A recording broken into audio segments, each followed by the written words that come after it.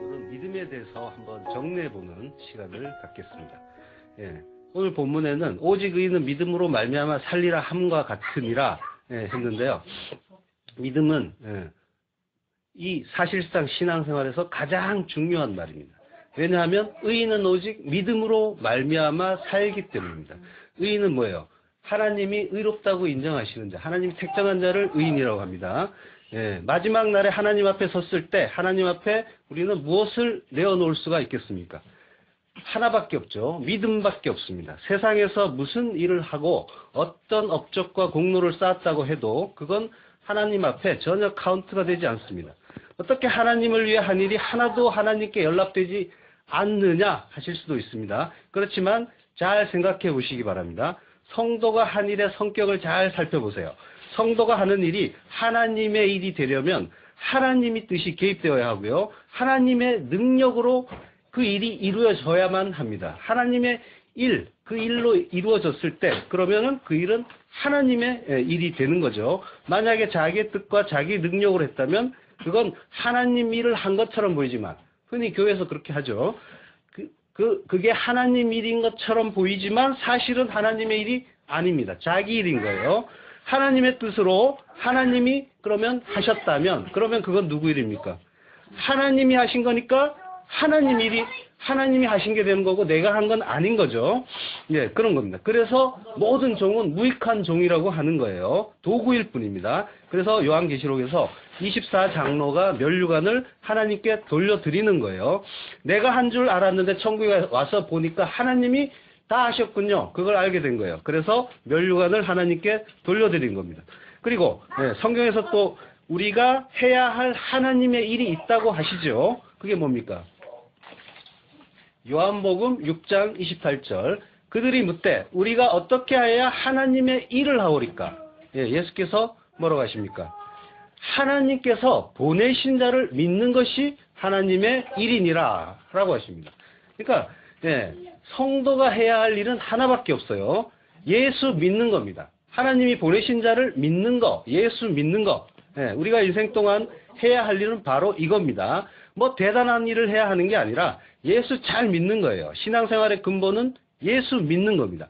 이 믿음 하나 가지고 우리가 이 세상을 떠나게 되면 그건 성공한 인생이고 잘 산 인생이 되는 건데 이 믿음이 없다면 세상에서 아무리 성공을 하고 아무리 많은 전도를 하고 선교를 해도 그건 헛된 인생입니다. 성도는 하나님 앞에 믿음 하나 들고 가는 거예요. 다른 거 가지고 가는 게 아닙니다. 천국의 입장권은 믿음입니다. 믿음밖에 없어요. 믿음이 없으면 교회를 500개 세워도 소용이 없습니다. 인생 동안 이 믿음을 어떻게 가질 수 있는지 배워야 하는데요. 사실은 이 말은 틀린 말입니다. 어떻게 가질 수 있느냐? 할 수가 없어요. 왜냐하면 우리는 믿음을 사유할 수 없기 때문이에요. 올바른 표현은 우리가 어떻게 믿는 자가 되느냐라고 해야 하는 거예요. 왜 우리가 믿음을 가질 수 없는지 예를 들어 드릴게요. 베드로가 가이사랴 빌립보에서 주는 그리스도시요 살아계신 하나님의 아들입니다 라고 그 위대한 신앙 고백을 했죠. 그때 예수님이 뭐라고 하십니까? 바요나 시몬아 내가 복이 있도다. 이를 알게 하신 이는 혈육이 아니요 하늘에 계신 내 아버지니라 라고 이렇게 말씀하셨어요. 그러니까 베드로가 지금 굉장히 믿음이 있는 말을 했는데 그게 베드로의 것이 아니라 하나님이 주신 믿음이라는 거예요. 이 말씀의 참뜻을 우리는 금방 확인할 수가 있어요. 바로 다음 장면에서요. 마태복음 16장 21절입니다. 이때로부터 예수 그리스도께서 자기가 예루살렘에 올라가 장로들과 대제사장들과 서기관들에게 많은 고난을 받고 죽임을 당하고 제3일에 살아나야 할 것을 제자들에게 비로소 가르치시니 베드로가 예수를 붙들고 간하여 가로되 주여 그리 마옵소서 이 일이 결코 주에게 미치지 아니하리이다 라고 합니다. 그러니까 그 위대한 신앙 고백을 한 직후에 예수님이 내가 이제 예루살렘에 가서 십자가에 달려 죽을 거야. 그리고 제3일에 부활할 거야 하시니까 베드로가 예수를 붙잡고 간하는데 죽으시면 안 됩니다. 절대로 주님이 죽는 일은 일어나지 않을 겁니다. 이런단 말입니다. 그러니까 굉장히 아름다운 장면 같죠. 스승이 내가 이제 죽을 거야 하니까 제자가 스승님 절대로 죽으시면 안 됩니다 하는 거예요. 그러니까 아름다워 보입니다. 그런데 제자가 이 말을 하는데 스승이 뭐라고 하세요? 예수께서 돌이키시며 베드로에게 이르시되 사단아 내 뒤로 물러가라. 사단이라고 합니다. 너는 나를 넘어지게 하는 자로다. 내가 하나님의 일을 생각지 아니하고 도리어 사람의 일을 생각하는도다 하시고 사단이라고 합니다. 베드로에게 이 이스라엘 사람들의 가장 큰 비판인 거죠. 사단. 욕을 하신 거예요. 그러니까 정말 이거는 이해할 수가 없는 이야기의 흐름이에요. 앞장면으로 돌아가서 다시 살펴보겠습니다. 마태오 16장 21절이에요. 그러니까 예수님이 그 고난을 받고 죽임을 당하고 제3일에 살아나야 할 것을 가르치시니까 베드로가 예수를 붙들고 가나요 가로되 그리 마옵소서라고 하는 거예요. 자, 그럼 예수님은 십자가에 달려서 죽기 위해 오신 분이에요. 이게 아버지의 뜻이었어요. 그래서 예수님이 붙잡히시기 직전에 겟세마네에서 기도를 하실 때 아버지여 만일 할만하시거든 이 잔을 내게서 지나가게 하옵소서. 그러나 나의 원대로 마옵시고 아버지의 원대로 하옵소서. 이렇게 기도를 하신단 말이에요. 그러니까 예수님이 십자가에 달리는 건 아버지의 뜻이기 때문이에요. 이것이 아버지의 뜻이기 때문에 예수님은 나무에 달려 죽어야만 하시는 거예요. 이렇게 예수님이 하나님의 뜻을 행하려고 하시는데 베드로가 막아선 거예요. 베드로가 예수를 붙들고 간하여 가로되라고 하는데요. 이 구절은 우리 성경에는 그 베드로가 예의 있게 뭔가 진심에서 우러나온 충언을 하는 것처럼 보여요. 하지만 원어를 살펴보면요. 붙들고라는 말은 데리고 가다는 말이에요. 프로슬람바노라고 해요. 그리고 간하여는 에피티마오라고 하는데 이거는 비판하다, 꾸짖다라는 말이에요. 그러니까 예수님이 바람과 파도를 꾸짖으실 때 그리고 마귀를 꾸짖으실 때 쓰신 그 말이 에피티마오예요. 그러니까 뭐예요? 베드로가 예수님을 한쪽으로 끌고 가서 야단을 친 거예요. 내가 그동안 당신 따라다니면서 고생을 했는데 이제 당신이 왕이 되면 내가 당신 우편에 앉아 떵떵거리고 살려고 했는데 이제 와서 죽는다고 하면 어떻게 하느냐? 안 된다. 어디서 그런 소리 하고 있느냐? 쓸데없는 소리 하지 말고 나를 이 세상에서 잘 살게 해라. 그리고 높여라. 이 이야기를 지금 하는 겁니다. 그러니까 하나님의 뜻은 필요 없고 내 뜻 이루어 달라고 하는 거예요. 근데 이게 오늘날 대부분의 교인들의 모습이기도 해요. 그러니까 뭔가 마음에 안 드는 상황이 오면 어떻게 합니까? 하나님 나한테 왜 이러십니까? 뭐 이러죠. 그리고 하나님 왜 일을 이렇게 하세요? 또 뭐 어린아이들이 그 무슨 죄가 있다고 그 물에 빠져서 다 죽게 하십니까? 뭐 이런 이게 다 뭐예요? 하나님을 야단치는 일인 거예요. 하나님이 뭔가 뜻이 있어서 이런 상황을 허락하시는 건데 하나님의 뜻은 모르겠고 빨리 내 뜻대로 다 이루어 달라. 병에 걸린 것도 사업이 망한 것도 다 내 죄와 탐심이 작용하고 하나님이 허락하셔서 다 뜻 가운데 일어난 일인데 거기에서 깨닫고 자라나라는 그 하나님의 뜻은 생각하지 않고 병 낫게 해주세요. 사업이 잘 되게 해주세요. 이러고만 있단 말입니다. 그게 베드로가 예수님께 사단이라고 야단 맞은 것과 다를 바가 없는 거예요. 같은 겁니다. 하나님의 뜻과 관계없이 하는 모든 일이 사실은 하나님 대적하는 일인 거예요. 그러면 베드로의 믿음은 어떻게 된 겁니까? 주는 그리스도시요 살아계신 하나님의 아들이라는 그 위대한 신앙 고백을 방금 하고 그러고 나서 곧장 사탄이라고 야단을 맞는 자리로 떨어져 버렸다면 그럼 믿음이라는 거는 인간에게는 절대로 사유될 수 있는 게 아니라는 얘기죠. 그러니까 믿음은 내 것이 될 수가 없다는 말인 거예요. 그러면 도대체 믿음은 어디서 오는 거고 어떻게 나에게 포착이 되고 내가 믿음이 있는 자, 믿는 자가 되는 겁니까? 우리는 믿음에 대한 그 말을 많이 합니다. 누구는 믿음이 참 좋다, 누구는 믿음이 크다, 또 믿음이 작다, 약하다 이런 말들을 하죠. 그런데 이런 말들을 잘 생각해 보면 믿음이 그 사람에게 사유된 것처럼 들리는 거예요. 그러니까 우리가 이건 아니라는 걸 베드로에 의해서 본 거예요. 그럼 믿음은 어디서 생기는 거예요? 어디서 오는 거예요? 그 근원은 믿음의 근원은 하나님의 의입니다. 의, 디카이오 시네라고 하고요. 이 70인역에서는 체데크라고 해요. 그 체데크는 멜기세덱에서 세덱, 이게 원어로 체데크예요. 의의 왕이란 얘기예요. 멜기세덱은. 그건 이름이 아니라 호칭인 거예요. 우리가 단군 왕검 이렇게 부르듯이. 성경에서 말하는 의는 관계를 맺고 사는 어떤 존재가 그 관계가 요구하는 의무와 책임을 성실하게 수행하는 것, 이걸 의라고 해요. 따라서 하나님의 의라는 것은 하나님 아버지가 당신이 택하신 그 자녀에 대해서 끝까지 아버지의 역할을 해주시는 거예요. 끝까지 구원하시는 거예요. 이게 하나님의 의입니다. 성경의 의를 도덕적이고 윤리적인 개념으로만 이해해서는 안 되는 거예요. 우리가 무슨 의인이다 그러면은 사회에서 봉사를 많이 하거나 헌신하거나 또는 목숨을 이렇게 버리거나 이랬을 때 의인이라고 하는데 그들도 뭔가를 하긴 했지만 그 성경에서 말하는 의는 아닌 거예요. 그리고 우리가 복이라든가 형통이라든가 부흥이라든가 이런 것도 역시 국어사전의 뜻으로 보면 안 된다고 했습니다. 하나님 아버지의 역할이란 하나님께서 관계를 맺고 있는 하나님의 백성들에게 하나님이 하실 일을 성실하게 해주시는 것, 이걸 하나님의 의라고 한다고 했어요. 그렇게 자식을 향한 아버지의 사랑과 은혜와 뜻이 자녀에게 전해지는 것, 그래서 아버지가 이루어지길 원하시는 자녀들의 모습이 이루어지는 것, 이것이 하나님의 믿음인 거예요. 성경에서 아버지의 믿음을 어떻게 적고 있습니까? 하나님 아버지의 믿음은 너희는 반드시 내 백성이 되고 나는 너희의 하나님이 될 거야. 이게 하나님의 믿음이었어요. 그래서 반드시 그렇게 되게 되어 있는 거예요. 내가 반드시 너희를 자기 부인시키고 자기 십자가 지고 가서 내 아들 예수 옆에 박아 죽이고 너희를 반드시 새로운 피조물로 만들어 버릴 거야. 이게 하나님의 믿음인 거예요. 하나님이 우리를 향하신 뜻인 거예요. 너희가 반드시 내가 십자가에 달려 죽었으니 이제는 내가 산 것이 아니라 내 안에 그리스도께서 사신 것이다 라는 고백을 하게 할 거다. 그 자리로 내가 띄우고 끌고 갈 거다. 아고할 거다 라고 하는 거예요. 아버지는 그걸 믿으시는 거예요. 전지전능하신 그 아버지의 믿음은 어떻게 됩니까?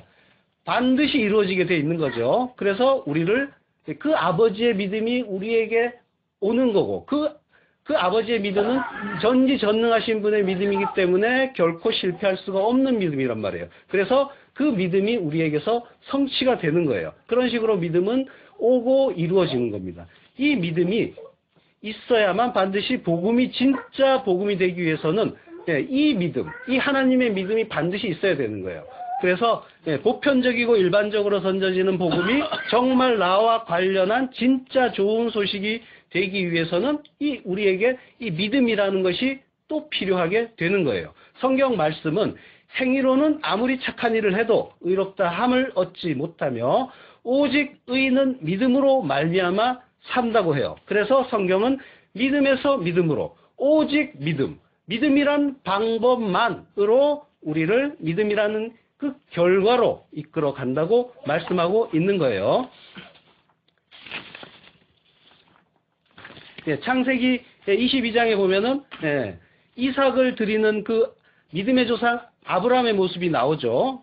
근데 그 과정까지 아브라함이 뭔가 한 일이 있습니까? 그는 마누라 팔아먹고 그리고 하나님의 약속을 믿지 못해서 자기의 어떤 그런 인간적인 욕심으로 이스마엘을 낳고 했던 사람이에요.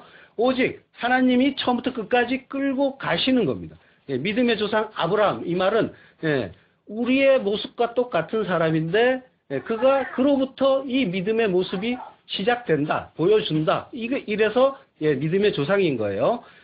그러니까 아브라함은 잘난 게 있어서 또 믿음이 좋아서 믿음의 조상이 된 게 아니라는 거예요. 우리처럼 연약한 자인데 하나님이 은혜로 하나님 자녀 만들어주는 자의 전형인 겁니다.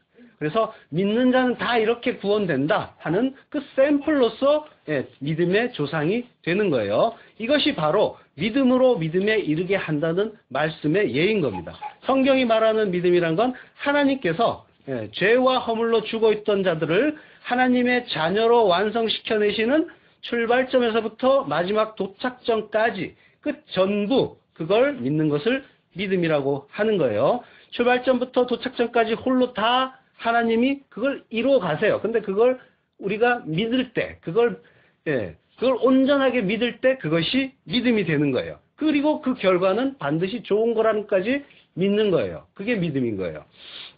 그걸 분명하게 아는 자는 하나님이 나를 끌고 가시는 그 과정이 비록 나에게 내 마음에 들진 않지만 그 결과는 반드시 선할 거다라는 걸 아는 거예요. 그게 믿음인 거예요. 그러니까 믿음은 하나님에서 출발을 해서 그 믿음이 우리에게 먼저 나오는 게 아니라 하나님으로부터 출발을 해서 우리에게 이 도출이 되게끔 만들어 주시는 거예요. 하나님의 작정과 예정과 섭리와 계획과 언약, 이 모든 것들을 그걸 아는 걸 믿음이라고 하는 거예요. 그 믿음이 우리의 삶에 뚫고 들어와서 우리를 징계하기도 하고 달래기도 하고 그리고 설득하기도 하면서 우리를 당신의 백성으로 만들어 가시는 거예요. 이것이 하나님의 믿음인 겁니다. 그러한 하나님의 믿음이 우리를 덮쳐올 때 우리는 그 인생의 질곡을 겪으면서 우리는 그 인생을 열심히 겪는 거예요. 아, 하나님은 정말 전지전능하신 유일한 분이시구나. 이걸 깨달아 가는 겁니다. 그 질곡을 겪으면서. 근데 그 과정에서 우리는 그분만 의지하면 참 행복에 도달할 수 있겠구나. 그래서 어떻게 해야 되는가? 어서 항복하자. 이 자리로 가는 거예요. 그래서 그분 앞에 두 팔을 들어 올리게 될 때 이것을 우리의 믿음이라고 하는 거예요. 우리 측에서 나오는 믿음의 행위는 항복입니다. 자기 부인인 거예요. 나는 아닙니다. 하나님이 전부입니다. 하나님이 옳습니다. 나는 죄인 중에 괴수 맞고 하나님이 전지전능하신 그리고 선하신 하나님이 맞습니다. 그래서 나는 하나님 앞에 무릎을 꿇습니다. 무릎을 꿇고 하나님의 그 선하심을 찬양하는 것. 이게 바라크, 복이라는 거예요. 이 피조물의 복은 이겁니다. 하나님 앞에 무릎을 꿇는 거예요. 그리고 그 하나님을 찬양하는 것. 그 상태를 복이라고 하는 거예요. 복은 무사전의 복으로 생각하셔는 안 되는 거예요. 그러니까 하나님으로부터 시작된 그 믿음이 우리를 뚫고 들어오시고 우리가 그 하나님의 믿음의 역사를 통해서 하나님을 참 하나님으로 인정하고 믿게 되는 겁니다. 그래서 성경이 믿음으로 믿음에 이르게 한다라고 말씀하고 있는 거예요. 그러니까 그 믿음은 뭐예요? 전적으로 하나님의 선물이고 하나님의 은혜라는 거예요. 그러니까 자랑할 게 절대로 없는 겁니다. 믿음은 바라는 것들의 실상이요 보이지 않는 것들의 증거라고 하죠. 잘 아시는 성경 구절입니다. 많은 그 믿는 자들이 실상으로 믿고 바라는 것, 이것은 뭐예요? 보이지 않는 겁니다. 진짜 그 믿음은 보이는 게 아니에요. 보이는 거는 뭐예요? 지각한다 그러는 거죠. 믿는 건 뭐예요? 안 보이는 걸 아는 거예요. 보는 듯이 아는 것. 안 보이는데 나에게 포착이 되는 거예요. 그것이 깨달아지는 거예요. 그걸 믿음이라고 해요. 근데 이 보이지 않는 것을 보는 것은 오직 믿음의 눈으로만 가능합니다. 보이는 것을 실상으로 믿고 바라면 실상으로 실제로 보이는 것만 보고 믿는 그 상태. 많은 사람들이 이 상태에 머물러 있죠. 근데 그걸 보이는 것을 바라면 뭐예요? 그거는 그러면 불신앙이라고 하는 겁니다. 그러니까 믿음은 뭐예요? 보이지 않는 것 바라보고 그걸 소망하는 것, 이걸 믿음이라고 하는 거예요. 그러니까 하나님 나라 그리고 하나님, 이 보이지 않는 그 하나님과 하나님 나라를 소망하는 것, 이게 믿음인 거예요. 근데 많은 사람들이 뭐예요? 눈에 보이는 것 달라고 하죠. 그 보이지 않는 하나님은 그 능력을 나에게 주셔서 내가 그 보이는 것을 획득하고 많이 소유함으로써 나의 행복에 도달할 수 있다라고 하는 게 오늘날 기독교의 오해란 말이에요. 모든 사람이 보이는 것만을 실체라고 믿고 그것들을 의지하고 또 획득하기 위해서 달려가요. 오직 그 가운데서 오직 믿음이 주어진 자들만이 보이지 않는 것을 바라볼 수 있게 되는 겁니다. 그러니까 믿음이 없는 자들은 어떻게 되는 거예요? 눈에 보이는 것만 보겠죠. 눈에 보이는 것, 만져지는 것, 이것들을 우리는 물질이라고 해요. 믿음이 없는 자들은 이 물질만이 실체라고 생각을 해요. 보이는 것, 이것이 실체라고 생각해요. 자, 근데 믿음이 있는 자들은 이게 허상이라는 걸 알아요. 그리고 진짜는 하나님 나라라는 걸 압니다. 어느 것이 맞을까요? 시간이 지나면 다 확인될 겁니다. 그런데 믿는다고 하면서 어떻게 합니까? 다들 눈에 보이는 것만 바라보면서 살고 있죠. 물질의 가치를 담아놓은 것, 그 물체를 뭐라 그래요? 돈이라고 합니다. 그래서 하나님과 돈을 겸하여 섬길 수 없다고 하죠. 예, 믿음이 없는 자는 보이는 것만 실체라고 믿고 그것만 가치 있는 거라고 믿으니까 예, 그렇게 되는 거예요. 자, 보이는 것들은 뭐예요? 실체가 아니라 표적이라고 하는 겁니다. 성경에서는 그걸 표적이라고 해요. 세메이온. 예. 심지어 예수님까지도 표적이에요. 육신으로 오신 예수님도 사실은 뭐예요? 하나님, 그리고 아들, 언약, 약속, 율법, 이걸 내용으로 담고 오신 표적이에요. 누가복음 2장 12절. 예수님이 표적이라고 하는 것은 제 말이 아니라 성경의 말씀입니다. 누가복음 2장 12절. 너희가 가서 강보에 쌓여 구유에 누인 아기를 보리니 이것이 너희에게 표적이니라. 예. 예수님이 구유에 오신 게 표적이라고 그래요. 왜 구유에 오세요? 짐승의 구유. 여기 오신 게 뭐예요? 짐승들아 나를 먹어라. 그 얘기 하시는 거예요. 하나님의 그 영이 없는 자, 성령이 가입되지 않은 자를 뭐라고 합니까? 짐승이라고 해요. 성경에서. 멸하기로 작정된 이성 없는 짐승. 그러니까 뭐예요? 이거 먹고 너희들이 그 생명의 양식으로 이 예수 먹고 너희가 살아나야 된다라고 그걸 가르쳐 주는 게 이 표적이란 말이에요. 그러니까 예수는 아들을 주어서 아들을 만드시겠다는 하나님의 언약과 그 약속을 눈에 보이는 형상에 담고 온 표적인 거예요. 그런데 그 표적이신 예수를 그 내용으로 보지 못하고 예수님의 능력이나 그분이 행한 일이나 말 이걸 그냥 보고 듣는 대로 이해해버리면 그건 뭐예요? 표적으로 예수를 믿는 게 되는 거예요. 예. 마태오 16장 1절 바리새인과 사두개인들이 와서 예수를 시험하여 하늘로서 오는 표적 보이기를 청하니 예수께서 대답하여 가라사대 너희가 저녁에 하늘이 붉으면 날이 좋겠다 하고 아침에 하늘이 붉고 흐리면 오늘은 날이 굳겠다 하나니 너희가 천기는 분별할 줄 알면서 시대의 표적은 분별할 수 없느냐. 악하고 음란한 세대가 표적을 구하나 요나의 표적밖에는 보여줄 표적이 없느니라 하시고 저희를 떠나가시다. 예. 악하고 음란한 세대, 그들이 표적을 구하는 거예요. 예, 천기라고 하죠. 호프로소폰 톤 우라노스라고 해요. 예, 하늘의 그 프로소폰은 얼굴, 표면을 얘기해요. 그러니까 하늘의 그 껍데기, 하늘을 껍데기로 보는 자들이 성경을 보면 뭐 어떻게 봐요? 그걸 율법으로 보는 거예요. 하라 하지 말라. 그리고 이 세상을 보면 뭐라고요? 그냥 그 있는 그 관계만 그리고 그 현상만 그냥 보는 거예요. 그 안에서 말씀 깨닫지 못하고 하나님의 뜻 깨닫지 못하고 그냥 보는 거예요. 부부도 뭐예요? 하나님의 그 구원의 복음을 담아줬는데 열심히 그 부부 관계에서 그 사랑하고 또는 서로 다투고 이것만 하고 있으면 뭐예요? 이게 하늘을 껍데기로 보는 일인 거예요. 모든 자연현상, 우주 만물 전부 그거 담고 있단 말이에요. 하나님의 말씀으로 창조됐기 때문에 그 안에는 다 하나님의 말씀이 들어있어요. 하나님의 말씀은 구원의 복음이란 말이에요. 모든 것이 다 구원의 복음으로 보아야 되는 거예요. 자녀도 마찬가지고 부모도 마찬가지고 형제도 마찬가지고 어떤 사건, 일, 우주 만물, 자연현상 전부 그 복음 담고 있단 말이에요. 그걸로 봐야 되는 거예요. 근데 그걸 껍데기로 보기만 하면 뭐예요? 바리새인과 사두개인처럼 악하고 음란한 그런 자들이 되는 거예요. 그 속에 담긴 구원의 복음을 보지 못하고 겉으로만 보게 될 때 그게 천기, 껍데기로 보는 게 되는 거예요. 얼마 전에 해성 탐사선 로제타가 탐사 로봇 필레를 67P라는 그 해성의 표면에 착륙을 시켰죠. 예, 이 거대한 우주를 하나님이 왜 주셨는지 그걸 알지 못하면 뭐예요? 열심히 그걸 쫓아다니는 거예요. 과학 지식, 기술 그런 거 향상할수록 인간은 더욱더 열심히 쫓아다닐 거예요. 그렇지만은 그 안에 담긴 복음 못 보면 말짱 꽝인 거예요. 우주를 왜 주셨습니까? 하나님 알라는 거예요. 우주가 이토록 거대한데 그 우주를 만드신 분은 얼마나 크신 분인가 그거 알라는 거예요.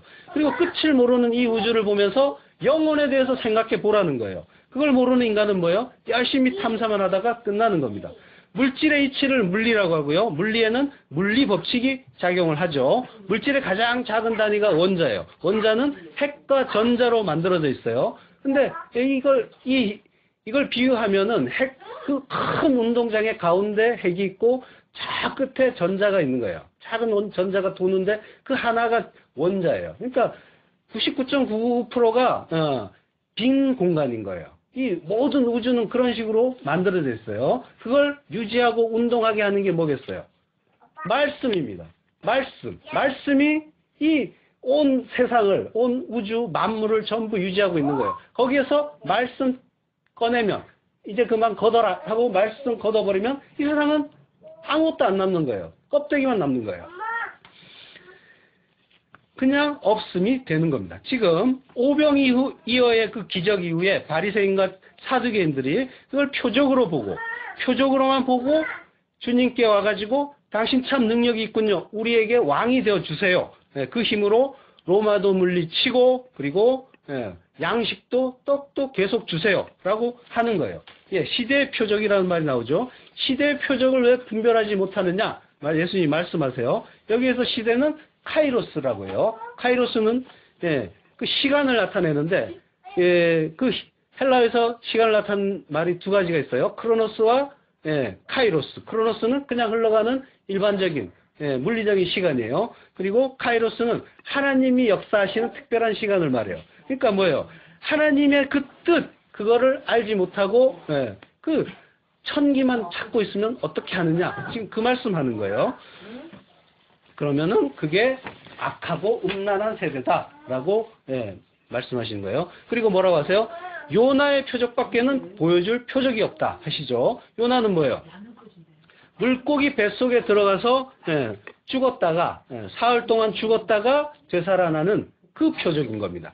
그 요나가 물고기 뱃속에 들어갔을 때 뭐라고 해요? 수월이라고 합니다. 수월은 뭐예요? 음부. 죽었다는 얘기예요. 죽음을. 그러니까 요나가 죽었다가 사흘 만에 되살아났더니 어떻게 됩니까? 도저히 구원받을 수 없는 자, 구원받아서는 안 되는 자, 그 악하디악한 니느웨 사람들, 그들은 뭐예요? 나라는 얘기예요. 죄인 중에 괴수, 나, 우리가 구원을 받더라. 그 얘기하는 겁니다. 예수님이 죽고 사흘 만에 부활을 하셨더니 죄인이 살아나더라. 그 표적.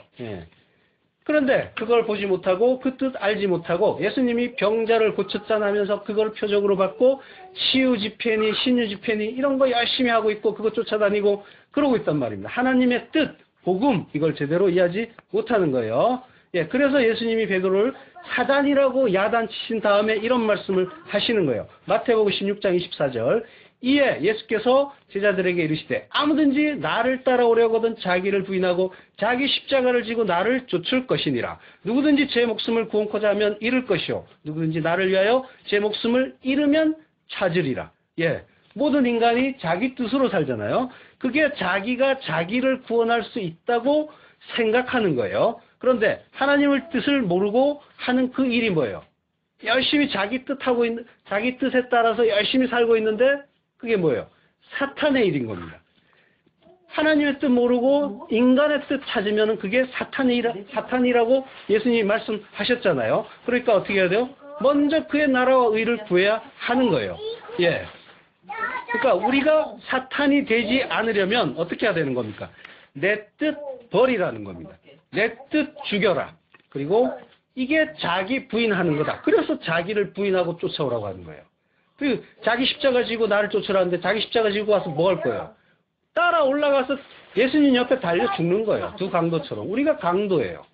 그 강도처럼 우리가 죽는 거예요. 하나님 나라의 그 강도, 반역자인 거예요. 그 강도는 예수님 옆에 달려서 죽은 강도는 열심당 당원들이었어요. 그러니까 로마 시대에서 반역자들인 거예요. 그 반역자인 거예요. 우리가 하나님 나라의 반역자. 그래서 그 자기 십자가 지고 따라 올라가서 우리는 거기에 반드시 죽어야 돼요. 그래서 바울이 내가 십자가에 못 박혀 이제 죽었다 그러잖아요. 그래서 이제는 내가 산 것이 아니라 그리스도 예수께서 사시는 거라고 하시잖아요. 그러니까 뭐예요? 죽어야 되는 거란 말입니다. 십자가 지고 가면은 가서 나를 죽이는 거예요. 내 뜻 죽이고 하나님의 뜻으로 사는 자로 새로운 피조물이 되는 거예요. 그게 믿음인 겁니다. 죽는다. 그게 자기 부인. 그걸 죽는다고 해요. 근데 죽는다는 건 나 중심에서 하나님 중심으로 완전히 바뀌는 거예요. 가치관이 바뀌는 거예요. 나의 불가능을 인정하고 하나님이 창조주이시며 하나님이 전부다라는 걸 고백하는 거예요. 하나님은 택한 자녀에게서 반드시 그 고백을 받아내세요. 택한 자녀에게서는, 아닌 사람은 관계없겠죠. 그렇지만 하나님이 택한 자는 반드시 그 자리로 끌고 가세요. 그분의 그 열심, 그것이 하나님의 의인 거예요. 하나님은 끝까지 완전한 항복을 원하세요. 왜냐하면 그래야만 솔라 그라시아, 오직 은혜, 완전한 그 은혜가 부어질 수 있기 때문에. 구원은 전적인 은혜인데 그걸 받아야 사는데, 그러기 위한 전제가 뭐예요? 나의 죽음인 거예요. 나의 부인인 겁니다. 로마서 4장 1절. 그런즉 육신으로 우리 조상된 아브라함이 무엇을 얻었다 하리요? 만일 아브라함이 행위로서 의롭다 하심을 얻었으면 자랑할 것이 있으려니와 하나님 앞에서는 없느니라. 믿음은 이렇게 하나님의 전적인 선물입니다. 하나님의 믿음에서 우리의 믿음이 태어나는 거예요. 우리에게 주어지긴 했지만 아직은 우리가 제대로 인식할 수 없는 그 객관적인 믿음이 어느 날 나에게 이해되어지고 믿어지는 그 주관적인 믿음으로 나타나는 것, 이것이 믿음으로 믿음에 이르게 한다라는 말의 진의인 거예요. 오늘 본문 의인은 오직 믿음으로 말미암아 살리라 하는 말씀은 하박국서에서 나온 말을 바울이 인용한 거예요. 하박국서 2장 4절. 보라, 그의 마음은 교만하며 그의 속에서 정직하지 못하니라. 그러나 의인은 그 믿음으로 말미암아 살리라. 이 말씀에서 나온 거예요. 하박국서에서 보면은 그 믿음에 이른 하박국이 이런 하나님 찬양을 해요. 이런 노래를, 이런 고백을 합니다. 하박국서 3장 17절. 비록 무화과 나무가 무성하지 못하며 포도나무에 열매가 없으며 감람나무에 소출이 없으며 밭에 먹을 것이 없으며 우리의 양이 없으며 외양간에 소가 없을지라도 나는 여호와로 말미암아 즐거워하며 나의 구원의 하나님으로 말미암아 기뻐하리로다. 이렇게 믿음은 하나님께서 시작하셔서 하나님께서 마치는 거고요. 하나님의 선물이고 은혜인 거예요. 그래서 믿음으로 이르게 되는 거고, 의인은 믿음으로 말미암아 살게 되는 거예요. 그리고 이런 아무것도 없어도 하나님만으로 기뻐하는 자가 되는 거예요. 천국은 나에게 필요한, 내가 원하는 모든 것이 구비되어 있어서 천국이 아니에요. 내가 사랑하는 하나님이 거기 계시기 때문에, 그래서 거기가 천국인 거예요. 그러니까 좋은 님 함께라면은 비 오는 그 판잣집도 거기가 천국이 되는 거예요. 거기가 천국인 거지, 좋은 거 다 있는데 내가 가장 싫어하는 사람하고 같이 있으면 거기가 무슨 천국이겠어요. 그러니까 뭐예요? 이 땅에서 하나님 어떤 분인지 알아가는 거예요. 그래서 그 하나님 사랑하게 돼 있어요. 그 하나님을 알게 되면 그 자리로 가는 거예요. 그때 그가 믿음이 있는 자가 되는 거예요. 근데 하박국도 처음부터 이런 그 견고한 믿음을 가진 자가 아니었어요. 하박국서 1장 2절. 여호와여, 내가 부르짖어도 주께서 듣지 아니하시니 어느 때까지리까? 내가 강포로 말미암아 외쳐도 주께서 구원하지 아니하시나이다. 어찌하여 내게 죄악을 보게 하시며 패역을 눈으로 보게 하시나이까? 법탈과 강포가 내 앞에 있고 변론과 분쟁이 일어났나이다. 이러므로 율법이 해이하고 정의가 전혀 시행되지 못하오니 이는 악인이 의인을 에워쌌으므로 정의가 굽게 행하여 짐이니이다. 뭐예요? 이 사회가 엉망진창이라는 거예요. 의 불의가 가득하고, 지금 우리 사회를 보시면 돼요. 이때 의인이 하나님께 이 사회 좀 올바르게 좀 고쳐달라고, 공의롭게 해달라고 하나님께 하소연을 하시는 거예요. 근데 하나님이 뭐라고 응답하시냐면요, 하박국서 1장 5절. 여호와께서 이르시되 너희는 여러 나라를 보고 또 보고 놀라고 또 놀랄지어다. 너희의 생전에 내가 한 가지 일을 행할 것이라. 누가 너희에게 말할지라도 너희가 믿지 아니하리라. 보라, 내가 사납고 성급한 백성, 곧 땅이 넓은 곳으로 다니며 자기의 소유가 아닌 거처들을 점령하는 갈대아 사람을 일으켰나니, 그들은 자기들의 힘을 자기들의 신으로 삼는 자들이라. 이에 바람같이 급히 몰아 지나치게 행하여 범죄하리라. 라고 하셔요. 그러니까 뭐예요? 그 갈대아 사람을 일으켜가지고 표본보다 빠르고 이리보다 사납고 먹이를 움키려 하는 그 독수리 같은 갈대아 사람을 일으켜서 이스라엘을 다 죽여버리겠다고 하나님이 응답을 하세요. 지금 뭐예요? 사회 좀 고쳐달라고 하셨는데 하나님이 엄청 센 처방을 주세요. 그 사회만 좀 고쳐주시고 좀 인생을 좀 편안하게 좀 정의로운 사회 만들어주세요 했는데 하나님이 애적을 보내가지고 사나운 애적을 보내서 다 죽여버리겠다고 지금 이런 대답을 하신단 말이에요.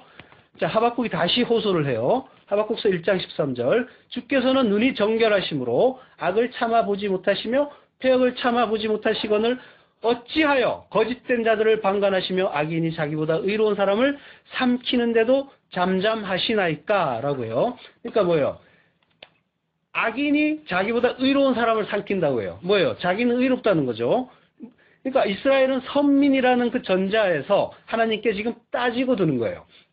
어떻게 그 갈대아의 그 야만인을 들어서 이스라엘을 치느냐 하면서 따지는 거예요. 예, 그러면서 2장으로 넘어가서 하나님이 어떻게 말씀하시는지 들어보겠다고 기다립니다. 그러니까 하나님께서 하박국에게 뭐라고 하시면요.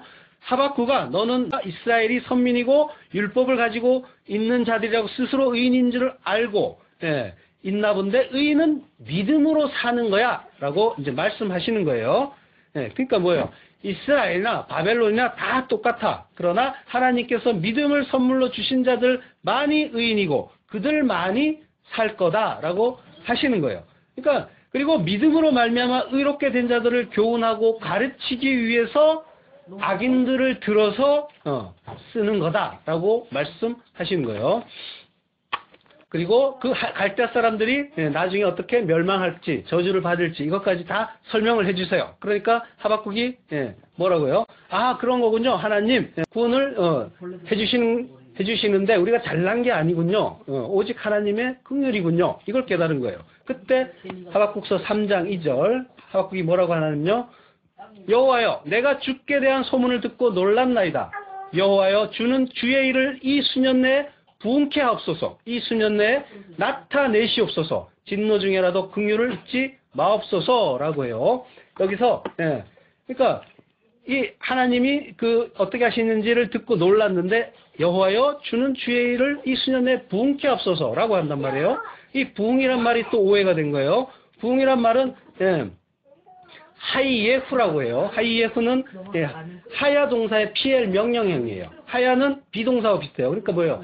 있게 해주세요. 반드시 있게 해주세요. 라는 말이에요. PL은 강조, 사역 강조형이에요. 그러니까 반드시 있게 해주세요. 라는 뜻이 되는 거예요. 그럼 뭐예요? 주께서 하시려고 하는 우리를 외적을 들어서 쳐서 죽이려고 하는 그 계획을 이루어 주세요. 지금 이 말씀하는 거예요. 이 얘기하는 거예요. 그걸 가지고 무슨 사람이 많아지고 재산이 늘어나고 이런 걸 부흥이라고 하지 않는단 말이에요. 하박국은 지금 그 기도하는 게 아니에요. 그걸 들어서라도 그 외적을 들어서라도 우리를 죽여서라도 구원하시겠다는 하나님의 뜻이 반드시 이루어지게 해주세요. 그러니까 뭐예요?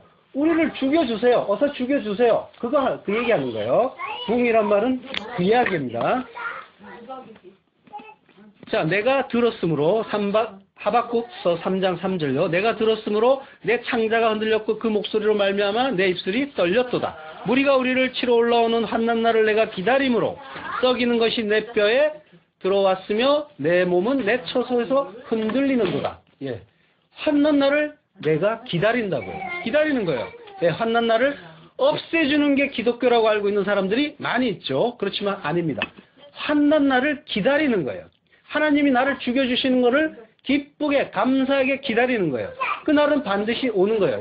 하나님은 전지전능하신 분이기 때문에. 그러니까 하나님이 많은 그 인생의 대적들을 보내서 그 나를 쳐서 죽이는 그 과정을 인생 동안 겪게 하실 거예요. 내 옛사람을 쳐서 죽기 위해서 대적들이 달려오게 돼 있어요. 가까운 무슨 부부 관계에서도 가능하고 자녀 관계에서 가능하고 회사 내에서도 가능하고 직장 상사와의 관계에서도 가능하고 많은 관계 속에서 나를 쳐서 죽이기 위해서 하나님이 대적들을 보내신단 말이에요.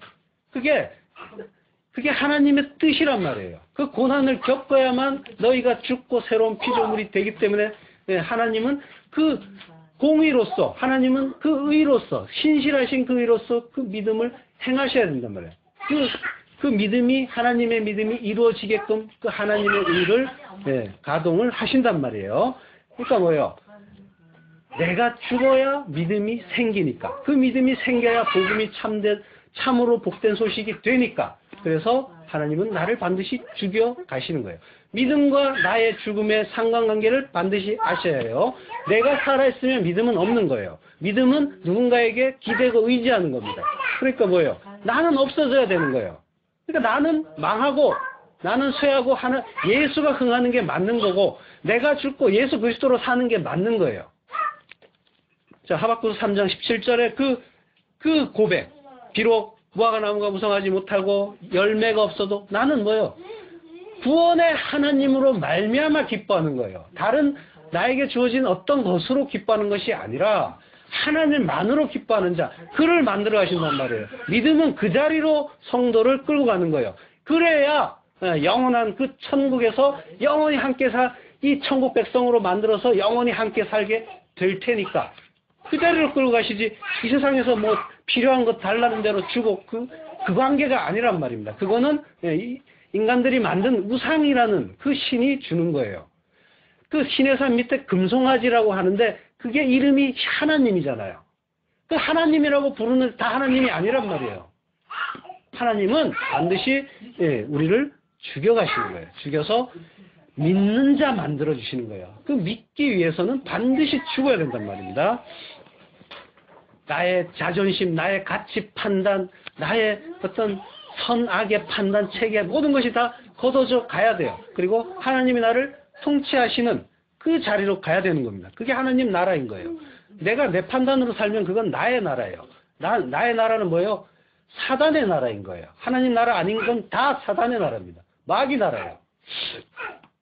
자, 믿음은 하나님께서 시작하셔서 하나님께서 마치는 거고 하나님의 선물이고 은혜인 거예요. 그래서 믿음으로 믿음에 이르게 되는 거예요.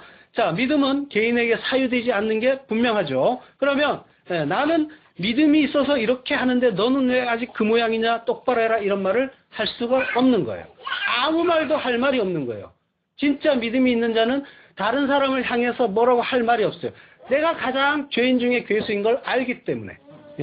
하나님이 믿음을 주지 않으시면 금방 우리는 뭐예요? 베드로처럼 사탄의 짓거리를 할 수밖에 없어요. 그러니까 내가 어떤 존재를 안다면 어떻게 해야 되겠습니까? 그걸 안다면 나는 믿음이 있는 거니 구원은 당연한 거고 하나님의 주시는 복을 이 세상에서 많이 받아서 하나님의 자녀답게 잘 누리고 살자. 성경 어디에 이런 말이 나오냔 말이에요. 의인은 오직 믿음으로만 그걸로 사는 거예요. 그 믿음조차 하나님이 허락하지 않으시면 나는 그저 멸망할 짐승일 뿐이고 마른 뼈일 뿐인 거예요. 그러니까 어떻게 해요? 겸손하게 하나님의 은혜만 구하는 자로 가야 되는 거예요. 그리고 하나님이 대적을 들어서 치실 때 잘 죽어가시란 말이에요. 내 뜻, 내 판단으로 분내고 원망하고 소리칠 것이 아니라 그 뒤에 그 하나님이 그들을 움직이는 그 손길을 바라보란 말이에요. 하나님을 보셔야 되는 거예요. 그게 믿음인 겁니다. 에베소서 2장 8절 너희가 그 은혜를 인하여 믿음으로 말미암아 구원을 얻었나니 이것이 너희에게서 난 것이 아니요 하나님의 선물이라 행위에서 난 것이 아니니 이는 누구든지 자랑치 못하게 함이니라. 기도하겠습니다.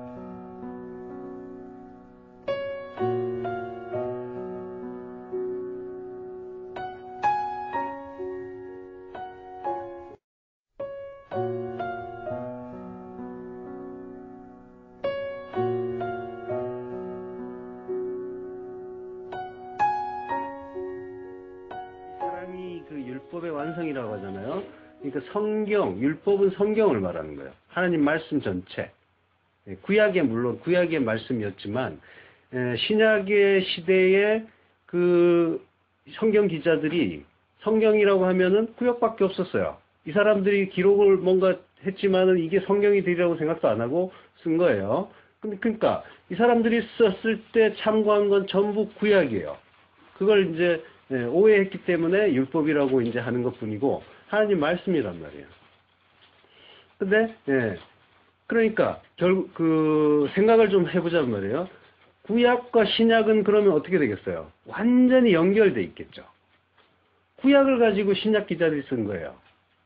그러니까 이게 서로 연결돼 있단 말이에요. 그래서 성경을 제대로 아는 사람은 구약과 신약을 항상 연결해요. 찾아서 어느 대목을 가지고 이야기했는지를 찾아서 얘기하는 거예요. 그래서 예수님도 뭐 옛사람에게 말한 바 이러면서 그리고 너희가 들었다 하면서 그 이 하나님 말씀을 인용한단 말이에요. 그걸 끌어서 설명해 주시는 거예요. 그러니까 이 신약 기자들이 하는 일도 그거예요.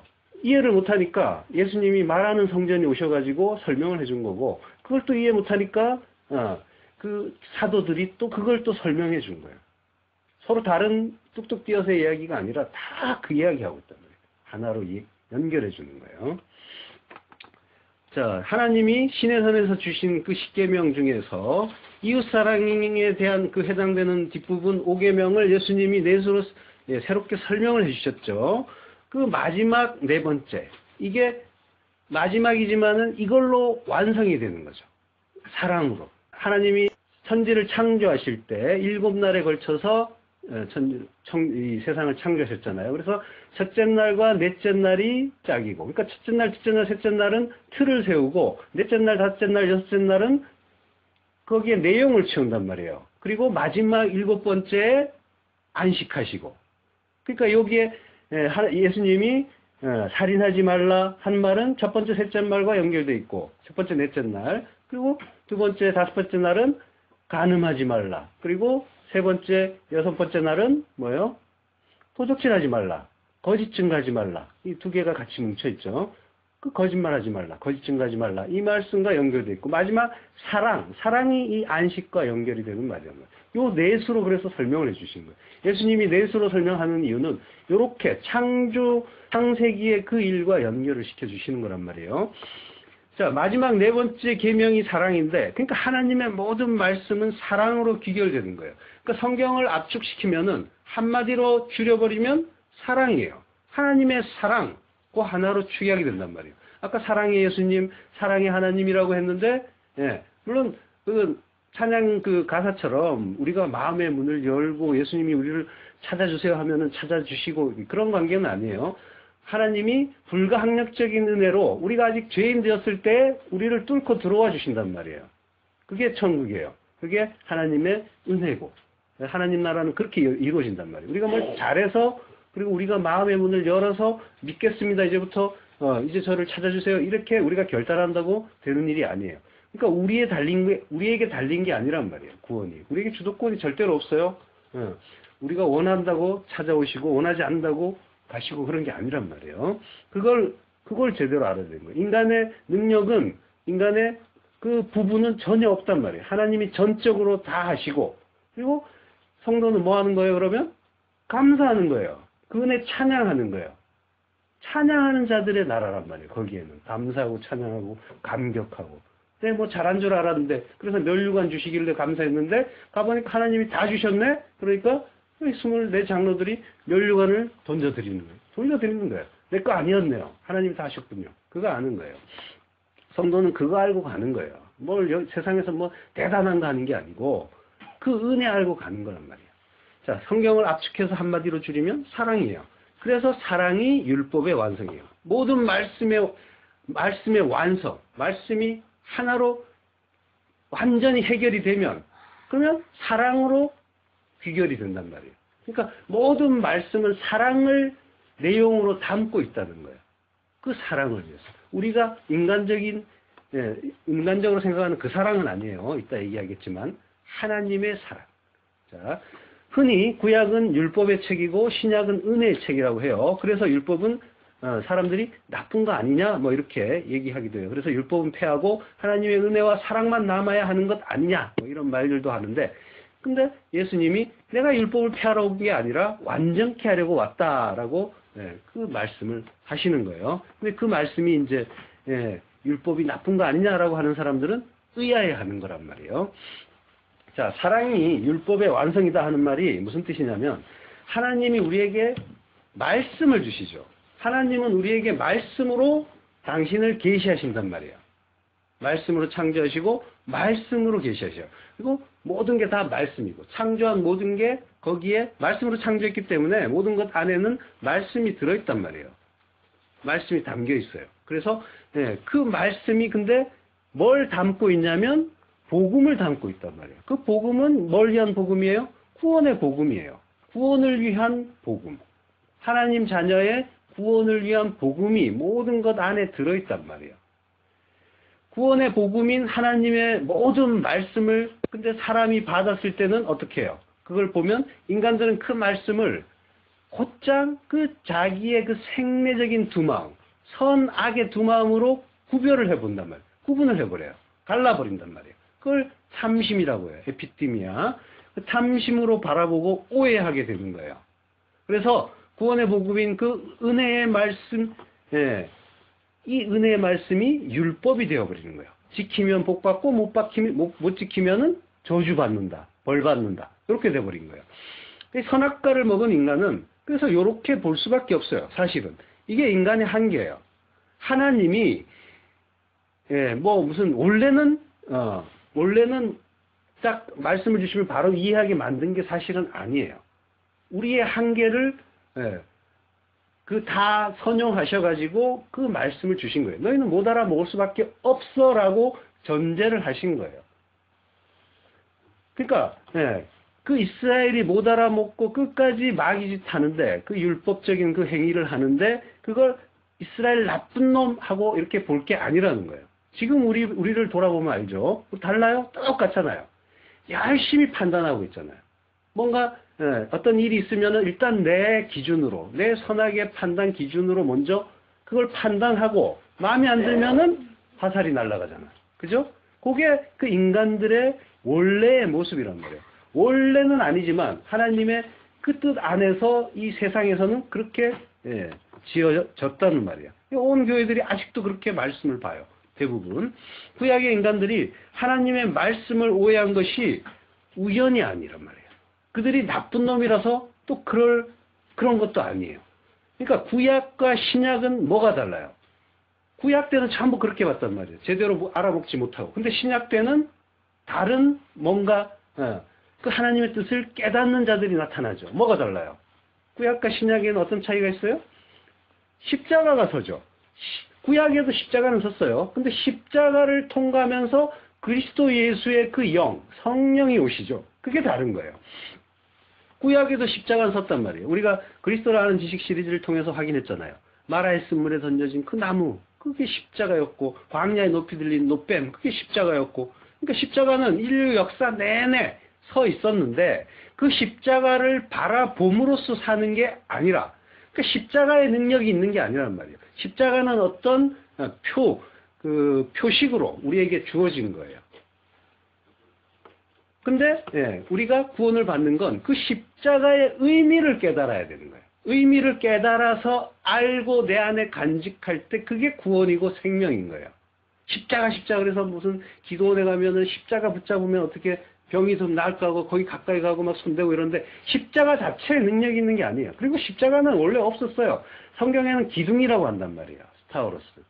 기둥인데 콘스탄틴 대제가 기독교를 국교로 제정한 그 공인한 그 로마 황제 콘스탄틴 대제가 자기네가 믿던 그 태양신의 표식이 십자가였단 말이에요. 그러니까 표식이 없으니까 이거 갖다가 쓴 거예요. 그러니까 그거 자체는 능력이 없어요. 십자가 자체는. 그 안에 담겨있는 내용이 능력이 있는 거란 말이에요. 근데 그걸 어떻게 깨닫게 돼요? 그 십자가의 의미, 그 내용을 뭐로 깨달아요? 성령이 오셔서. 하나님이 우리 안에 뚫고 들어오시는 거예요. 택한 자에게 불가항력적인 은혜. 저항할 수 없는 그 능력으로 우리에게 그 은혜로 우리에게 들어오시고 우리를 깨닫게 해주시는 거란 말이에요. 그러니까 아무리 들어도 무슨 말인지 모르겠다 하면은 지금 하나님이 깨닫지 못하게 하시는 걸 수도 있어요. 구약에 보면 이사야서에 보면 너는 가서 저 백성들의 눈가기를 막아버리라 라고 말씀하신단 말이에요. 선지자에게. 그게 예수님에게 하실 일을 미리 예표하는 거예요. 예수님의 이 일이 그거였단 말이에요. 예수님 보고 전부 넘어졌잖아요. 빵 주시는 분, 떡 주시는 분, 병 고쳐주시는 분 전부 넘어가 버렸잖아요. 그래서 부딪히는 돌, 거치는 반석이 되셨잖아요. 예수에 걸려서 죽는 거예요. 성령의 은혜가 아니면 모든 사람이 다 하나님을 껍데기로 보게 돼 있단 말이에요. 창세전에 그 택정된 자에게 성령이 오셔야 그때 비로소 인간이 하나님을 깨닫게 되는 거고 하나님의 뜻을 깨닫고 하나님의 사랑과 은혜를 깨닫게 되는 거예요. 그전에는 누구도 돌아올 수 없다. 누구도 구원받을 수 없다. 이게 구약을 우리에게 주신 그 이유란 말이에요. 그 구약에서 인간들이 그렇게 그 패역한 짓을 하는 그 이유. 성령 아니면, 하나님 아니면 누구도 하나님 백성 될 수 없다는 걸 구약에서 증명하는 거예요. 그래서 예수께서 오시고 말하는 그 성전, 하나님이 몸을 입고 성육신하신 그 그리스도 예수께서 오시고 죽고, 예수님이 오시고 죽고 그리스도 예수가 되시고, 그리고 또 다른 보혜사, 똑같은 보혜사라는 거예요. 그 그리스도의 영이신 성령이 오시는 거예요. 다 같은 분이에요. 하나님인 거예요. 하나님이 오시는 거예요. 하나님이 죽는 거고 하나님이 우리에게를 뚫고 들어오시는 거라는 거예요. 그러니까 하나님의 사랑인 거예요. 그 십자가 안에 그 내용이 알고 보면. 그러니까 그 복음인 거고. 자, 그러니까 성경은 하나님의 은혜 알라는 거예요. 결론이 그거예요. 은혜 알아라. 너희는 스스로 구원에 이를 수 있는 능력이 없다. 이거 알려주는 거란 말이에요. 인간의 힘, 능력, 열심으로는 절대로 안 된다. 성경 내내 이거 보여주잖아요. 바벨탑 사건이 바로 그거 가르쳐주는 거잖아요. 우리가 열심히 노력해서 우리 힘으로 구원에 이르러 보자 하는 게 바벨탑이었잖아요. 근데 그건 안 된다 하는 게 하나님의 뜻이었고, 그래서 어떻게 해요? 흩어버리잖아요. 뭘로 흩어요? 말로. 언어를 혼잡하게 해서. 그래서 흩어버린단 말이에요. 성경은 처음부터 이 말씀에 대한 이야기를 하시는 거예요. 바벨이 뭐냐면 섞인다는 뜻이에요. 그러니까 섞인 말로는 구원 못 받는다. 이거 보여주시는 거예요. 그래서 누룩을 주의하라라고 그런 말씀을 하시는 거예요. 누룩이 섞는 거잖아요. 빵 만들 때 누룩을 섞고, 그래서 다른 맛으로 만들어 버리잖아요. 그러니까 빵이 양식이죠. 또 빵 양식이고 그 말씀인 거죠. 거기에 인간의 생각, 노력, 열심, 이게 누룩이란 말이에요. 누룩의 의미. 그걸 섞지 말라는 거예요. 그래서 술 취하지 말라고 하는 거예요. 술에 누룩이 들어가니까. 예수님이 해당에서 악령을 쫓아내시죠. 악령이 뭐예요? 푸뉴마 아카달토스라는 말인데, 이건 더러운 영, 더러운 성령이란 말이에요. 더러운 영은 그럼 뭐예요? 내 말이 영이고 생명이라고 하셨죠. 그러니까 영이라는 거예요. 성령이라는 거예요. 그러니까 결국 악령, 푸뉴마 아카달토스는 더러운 말이라는 거예요. 제대로 깨닫지 못한 엉터리 말씀. 그러니까 그 회당에, 거기는 상식적으로 악령 들린 자는 들어올 수가 없는 곳이에요. 그래서 그 거라사에 그 무덤가에 묶여서 살잖아요. 쇠사슬. 악령 걸린 자가 어떻게 회당에 들어오겠어요? 다 쫓아내고 못 들어오게 아예 묶어버리는데, 거기에 악령이 걸린 자가 있었다라는 거는, 그거는 말씀이 엉망이었다는 거예요. 더러운 말을 가지고 있었다. 그 얘기를 하시는 거란 말이에요. 그러니까 하나님의 말씀을, 그 진리를 왜곡해서 전하면 그게 악령인 거예요. 악령 걸린 거예요. 악령 들린 거. 그러니까 설교, 예배, 이거는 뭐 하는 거냐면 우리 안에 들어있는 그 엉터리 말씀, 그게 악령이고 그거 쫓아내는 거예요. 축기예요. 이게 축기예요. 다른 게 축기가 아니라 물러가라 하는 그게 아니라, 예수님이 이걸 바르게 깨닫게 해서 본래 의미를 되찾게 하는데 그걸 율법을 완전케 했다라는 그 말씀의 참뜻인 거예요. 율법이 성도에게서 구원의 복음이라는 본래 의미로 깨달아질 때 복음은 비로소 하나님의 사랑으로 완성되는 거란 말이에요. 하나님의 사랑이 되려면은 그게 구원의 복음으로 깨달아져야 되는 거예요. 성경 말씀을 아무리 읽어봐야 그게 구원의 복음으로 깨달아지지 않으면은 그거는 하나님과 관계없는 거예요. 하나님이 사랑이신데 그 사랑과 관계없는 자인 거예요. 모든 것은 다 그 구원의 복음으로 깨달아져야 되는 거예요. 그게 사랑이란 말이에요. 율법의 본래 내용이 뭐예요? 그러면 사실은 사랑이었다는 거예요. 그걸 인간들이 탐심으로 바라보면서 지키면 복, 지키지 못하면 저주라는 그 둘로 나눈 그 마음으로 판단하니까 그게 율법주의가 됐단 말이에요. 태초에 하나님은 7번의 말씀으로 천지를 창조하시죠. 7번의 말씀이란 건 각각 하나하나가 7번 그 구원의 복음을 거듭해서 말씀하신다는 거예요. 그래서 7이라는 말은 셰바라는 말인데 구원의 언약을 가리키는 말이고, 같은 계열의 단어인 샤바는 맹세하단 말이고, 샤바트는 안식일 이런 말을 뜻해요. 그래 브엘세바라는 말이 있죠. 7 우물. 그 이삭이 아비멜렉이랑 그 맹세 언약을 맺잖아요. 브엘세바에서 그 약속을 하는데 7개의 우물을 팠다는 얘기 아니에요. 우물 하나 파는데 얼마나 힘든데 그곳에서. 7개의 우물을 팠다는 얘기가 아니라 언약의 우물, 맹세의 우물이라는 거예요. 거기에서 약속하고 맹세했다는 거예요.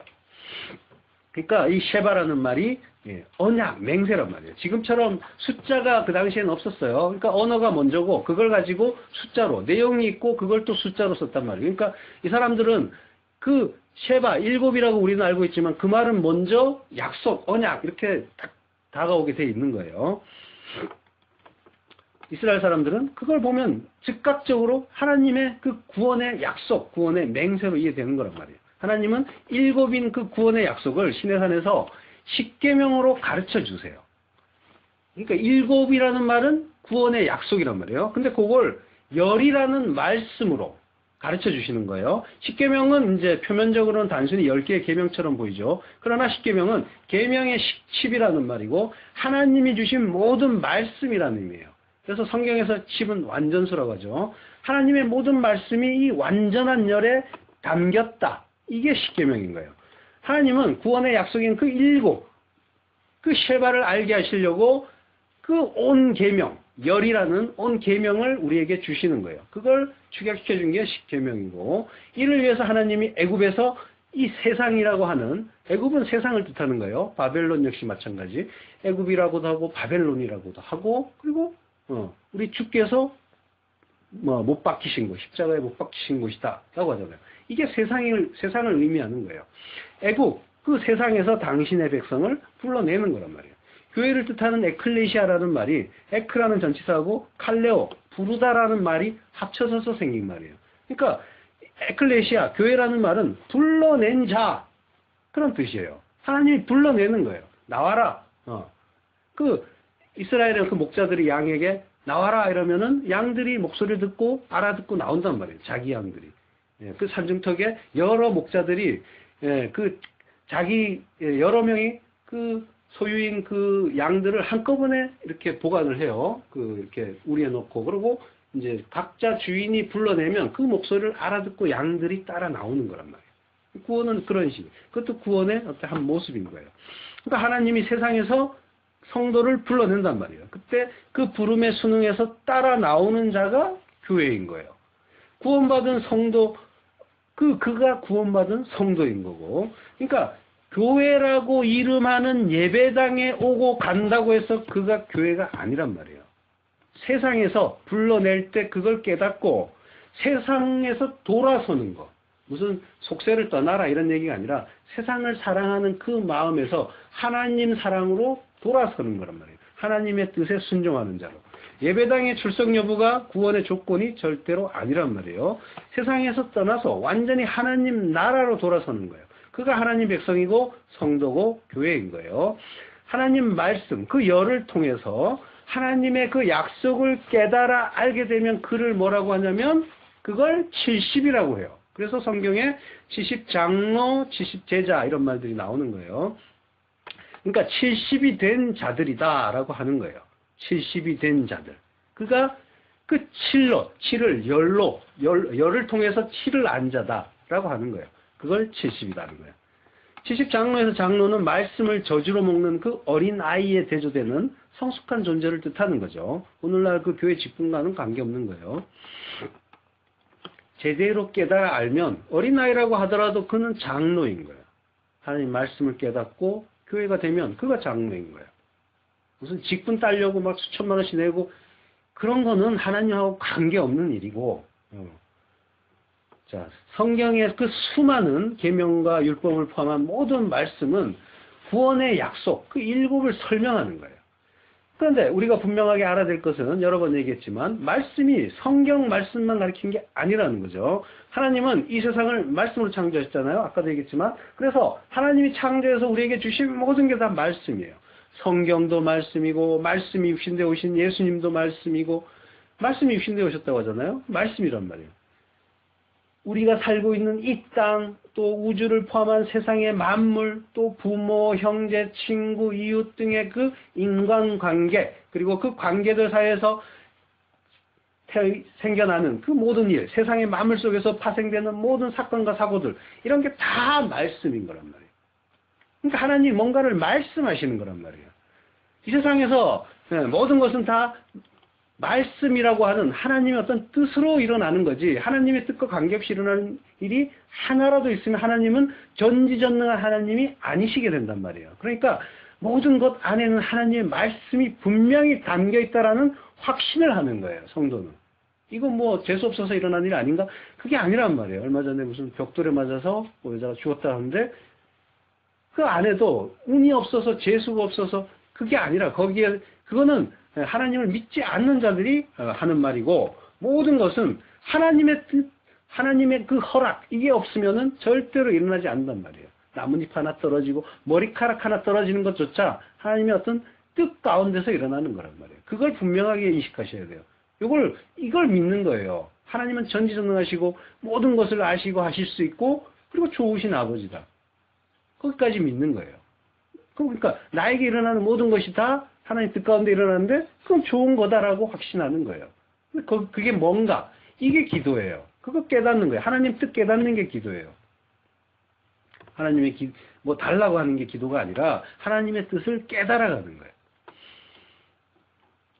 그리고 그 말씀은 모두 구원의 복음을 담고 있단 말이에요. 그래서 성도에게는 가뭄이 들고 홍수가 나고 지진이 발생하는 것도 말씀이고, 다치고 병이 드는 것도 말씀이고, 인생의 그 흥망성쇠 이런 모든 것이 다 말씀이란 말이에요. 마누라가 말을 안 듣는 것도, 남편이 사고치는 것도, 자식이 가출하는 것도 다 말씀이란 말이에요. 전부 말씀이에요.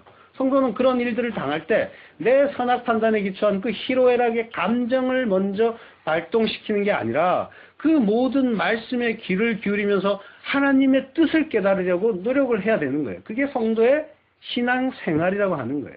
그 말씀들은 모두 결론이 구원의 복음이란 말이에요. 그걸 깨닫게 되면 어떻게 되겠어요? 결국 그걸 깨닫게 된단 말이에요. 하나님이 깨닫게 해주실 거예요. 그러면 어떻게 되겠어요? 하나님의 그 은혜와 사랑을 발견하고 결국은 기뻐하고 감사하게 되는 거죠. 그거밖에 안 남는단 말이에요, 성도는. 기뻐하고 감사할 수밖에 없는 자예요. 그래서 항상 기뻐하고 범사에 감사하는 자. 모든 것에 다 감사하는. 그게 성도란 말이에요. 내 마음에 들면 감사하고 기뻐하고, 내 마음에 안 들면 속상해하고 슬퍼하고. 그게 아니란 말이에요. 그거는 뭐 모든 사람들이 하는 거잖아요. 자, 교회 출석하고 헌금 내고 봉사하는 것, 이게 그 믿음에 의해서 나타나는 어떤 현상인 거지, 그게 믿음 자체는 아니란 말이에요. 그걸로 나 잘 믿고 있다, 나 성도다 하면 안 되는 거예요. 내가 내 뜻 죽이고 먼저 하나님의 뜻과 그 나라를 찾고 있는가, 그리고 발견하고 있는가, 모든 말씀을 나를 통해 보는가 아니면 하나님을 통해서 보는가. 양과 염소는 이렇게 갈리는 거란 말이에요. 행위로는 절대로 구원받을 육체가 없다고 하잖아요. 하나님의 모든 말씀, 그 로고스를 통해서 구원의 복음으로 깨달아진 말씀, 그 레마가 내 안에 간직돼야 그게 구원인 거예요. 말씀이 다 말씀이 아니고 로고스가 있고 레마가 있단 말이에요. 우리 성경에 말씀이라고 기록된 거는 로고스가 있고 레마가 있는데, 보이는 그 말씀, 눈에 보이는 그 말씀은 그 속에 구원의 복음을 담고 있는데, 그 구원의 복음까지 보아야 그게 진짜 말씀이고 그게 레마인 거예요. 그걸 깨닫고 보는 거예요, 성도는. 이걸 못 보면은 그는 눈을 떴다고 하지만 소경이고, 듣는다고 하지만 귀머거리인 거예요. 믿음은 바로 성령에 의해서 깨달아진 그 그리스도의 말씀, 그 레마로 말미암는 거예요. 그러므로 믿음은 들음에서 나고 들음은 그리스도의 말씀으로 말미암았느니라. 자, 올바른 믿음은 레마에 의해서만 생성되고 성도는 그 믿음으로 구원받는 거예요. 우리 성경에는 그게 구분이 잘 안 되기 때문에 헷갈리는데, 그때 그거 구분이 안 돼서 나 못 믿었다 이러면 그것도 엉터리예요. 하나님이 깨닫게 해주신다니까요. 그게 레마라고 하는 거예요. 자, 레마는 성령에 의해서만 깨달아지기 때문에, 그래서 성도는 이 성령을 구하고 찾아야 되는 거란 말이에요. 오직 성령의 그 은혜로 이 말씀이 깨달아지는 거예요. 우리 안에 들어오시는 하나님, 그리스도의 그 영. 자, 그리고 그 모든 말씀, 열의 그 모든 말씀을 하나로, 하나는 사랑이죠. 그 사랑은 결국 구원의 복음을 이야기하는 거고, 또 그 구원의 복음과 사랑을 담고 성육신하신 예수 그리스도, 그분이 그걸 가지고 오셨죠. 그러니까 그걸 깨닫는 게 11조인 거예요. 만군의 여호와가 있노라, 너희의 온전한 11조를 창고에 들여 나의 집에 양식 있게 하고 그것으로 나를 시험하여 내가 하늘 문을 열고 너희에게 복을 쌓을 곳이 없도록 붙지 아니하나 보라. 말라기 3장 10절. 예. 이 온전한 11조를 드리라고 하는 그 창고는 뭐라고 했죠? 곡식 창고나 물건을 보관하는 곳이 아니라 벳하 오차르. 예. 보물의 집이라는 말이에요. 성경에서 집은 항상 성전을 뜻해요. 그래서 벳하 오차르다라고 하면 보물의 성전인 거고, 보물이신 예수 그리스도가 질그릇인 우리 안에 담김으로써 성전이 되는 그 성도의 몸을 가리키는 거예요. 나의 집에 채우라고 하는데, 드려라 하는데, 나의 집도 또한 하나님의 그 성전인 거죠. 그리고 그 성전은 성도의 몸이란 말이에요. 성도의 몸이 하나님의 성전이다 하는 것은 신약에서 분명히 결론이 났잖아요. 고린도서 3장 16절. 너희가 하나님의 성전인 것과 하나님의 성령이 너희 안에 거하시는 것을 알지 못하느뇨. 누구든지 하나님의 성전을 더럽히면 하나님이 그 사람을 멸하시리라. 하나님의 성전은 거룩하니 너희도 그러하니라. 예. 하나님의 성전을 뭘로 더럽힌대요? 술로, 담배로 더럽히나요? 뭘 잘못 먹어서 더럽히나요? 예. 그래서 뭐 크리스찬은 술, 담배 하면 안 된다 하는 게 무슨 법처럼 정해져 있는데, 그건 그냥 좋지 못한 습관인 거예요. 건강에 좋지 못하니까 끊으라고 하는 거고, 다들 좋지 못한 습관들이 한두 개 아니면 여러 개씩 있잖아요. 예, 그거 하고 안 하고로 성도냐 아니냐를 나누면 안 되는 거예요. 하나님 편에서 보면은 넌 왜 크리스찬이 담배 피느냐, 뭐 술도 못 끊느냐, 에이 믿음 없는 놈, 이렇게 선악, 좋고 나쁨을 그 자기라는 율법으로 판단하는 자, 이게 오히려 하나님 편에서 보면 악인이에요. 그리고 하나님, 저는 하나님을 믿는다면서 담배 하나도 못 끊고 있습니다. 술 못 끊고 있습니다. 불쌍히 여겨주세요. 아, 괴로워요. 하면서 또 뻑뻑 피면은, 그러면 그가 오히려 하나님 편에서 보면 더 의인인 거예요. 그러니까 판단하는 게 더 죄란 말이에요. 성경에 뭐 피지 말라 이런 말은 없어도 판단하지 말라는 말씀은 여러 번 있잖아요. 그렇다고 뭐 피고 마시라는 것도 아니지만, 자, 하나님의 성전을 뭘로 더럽힌다고 해요? 뭘로 더럽힌대요? 누구든지 하나님의 성전을 더럽히면 그 사람을 멸한다고 하시죠. 뭘로 더럽혀요? 말로 더럽히는 거예요. 진리가 아닌 엉터리 말로 하나님의 성전을 더럽힌단 말이에요. 그게 푸뉴마 아카달토스라고 했잖아요. 더러운 영, 악령 들린 자. 그게 성전을 더럽히는 일이란 말이에요. 그러니까 엉터리 말로 하나님의 성전을 더럽히면 그는 당연히 구원받지 못하고 멸해지는 거죠. 하나님이 제대로 된 11조를 드리라 하는 것은 바로 성도의 몸인 거예요. 그러니까 11조는 우리가 돈 내는 게 아니라 하나님의 말씀을 받는 거란 말이에요. 받아야 되는 거예요. 11조는. 받아서 우리 안에 간직해야 되는 거예요. 성도가 생명의 양식이 되는 말씀, 하나님의 사랑으로 결론이 나는 온전한 레마의 말씀을 우리 안에 드리라고 하는 거예요.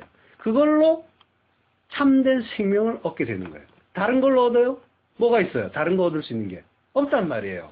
이걸 통해서 우리가 하나님의 그 믿음을 우리 안에 가지게 되는 거고, 그래서 그걸로 생명을 얻게 되는 거란 말이에요. 그러니까 그 깨달아진 그 말씀, 그 성령이 오시면서 그 씨, 제라라고 하는 그 씨가 오시면서 우리에게 생명의 씨가 담기는 거고, 그게 자라서 열매 맺는 거란 말이에요. 올바른 그 생명의 말씀을 듣고 마음에 간직하는 것. 이게 바로 성전에, 하나님의 성전에 11조를 드리는 일인 거예요. 말라기서 3장 8절을 먼저 볼게요.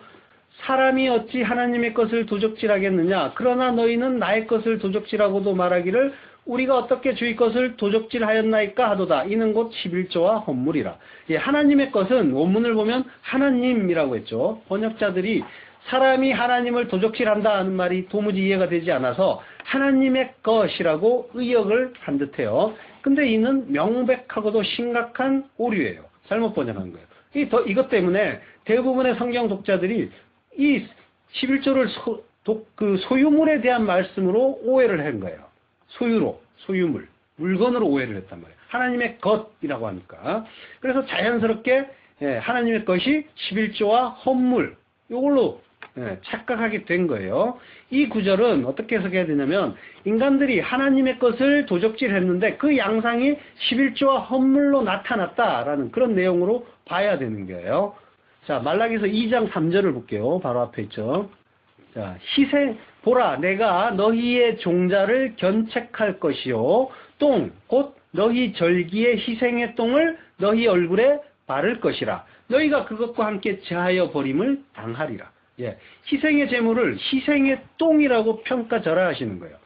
그런데 예, 바로 앞에 보면은 내가 너희의 종자를 견책할 것이요 라고 하죠. 종자는 제라라고 하는 거예요. 이게 시라는 말이에요. 제라. 그러니까 성경에서 제라는 뭘 말한다고 했어요?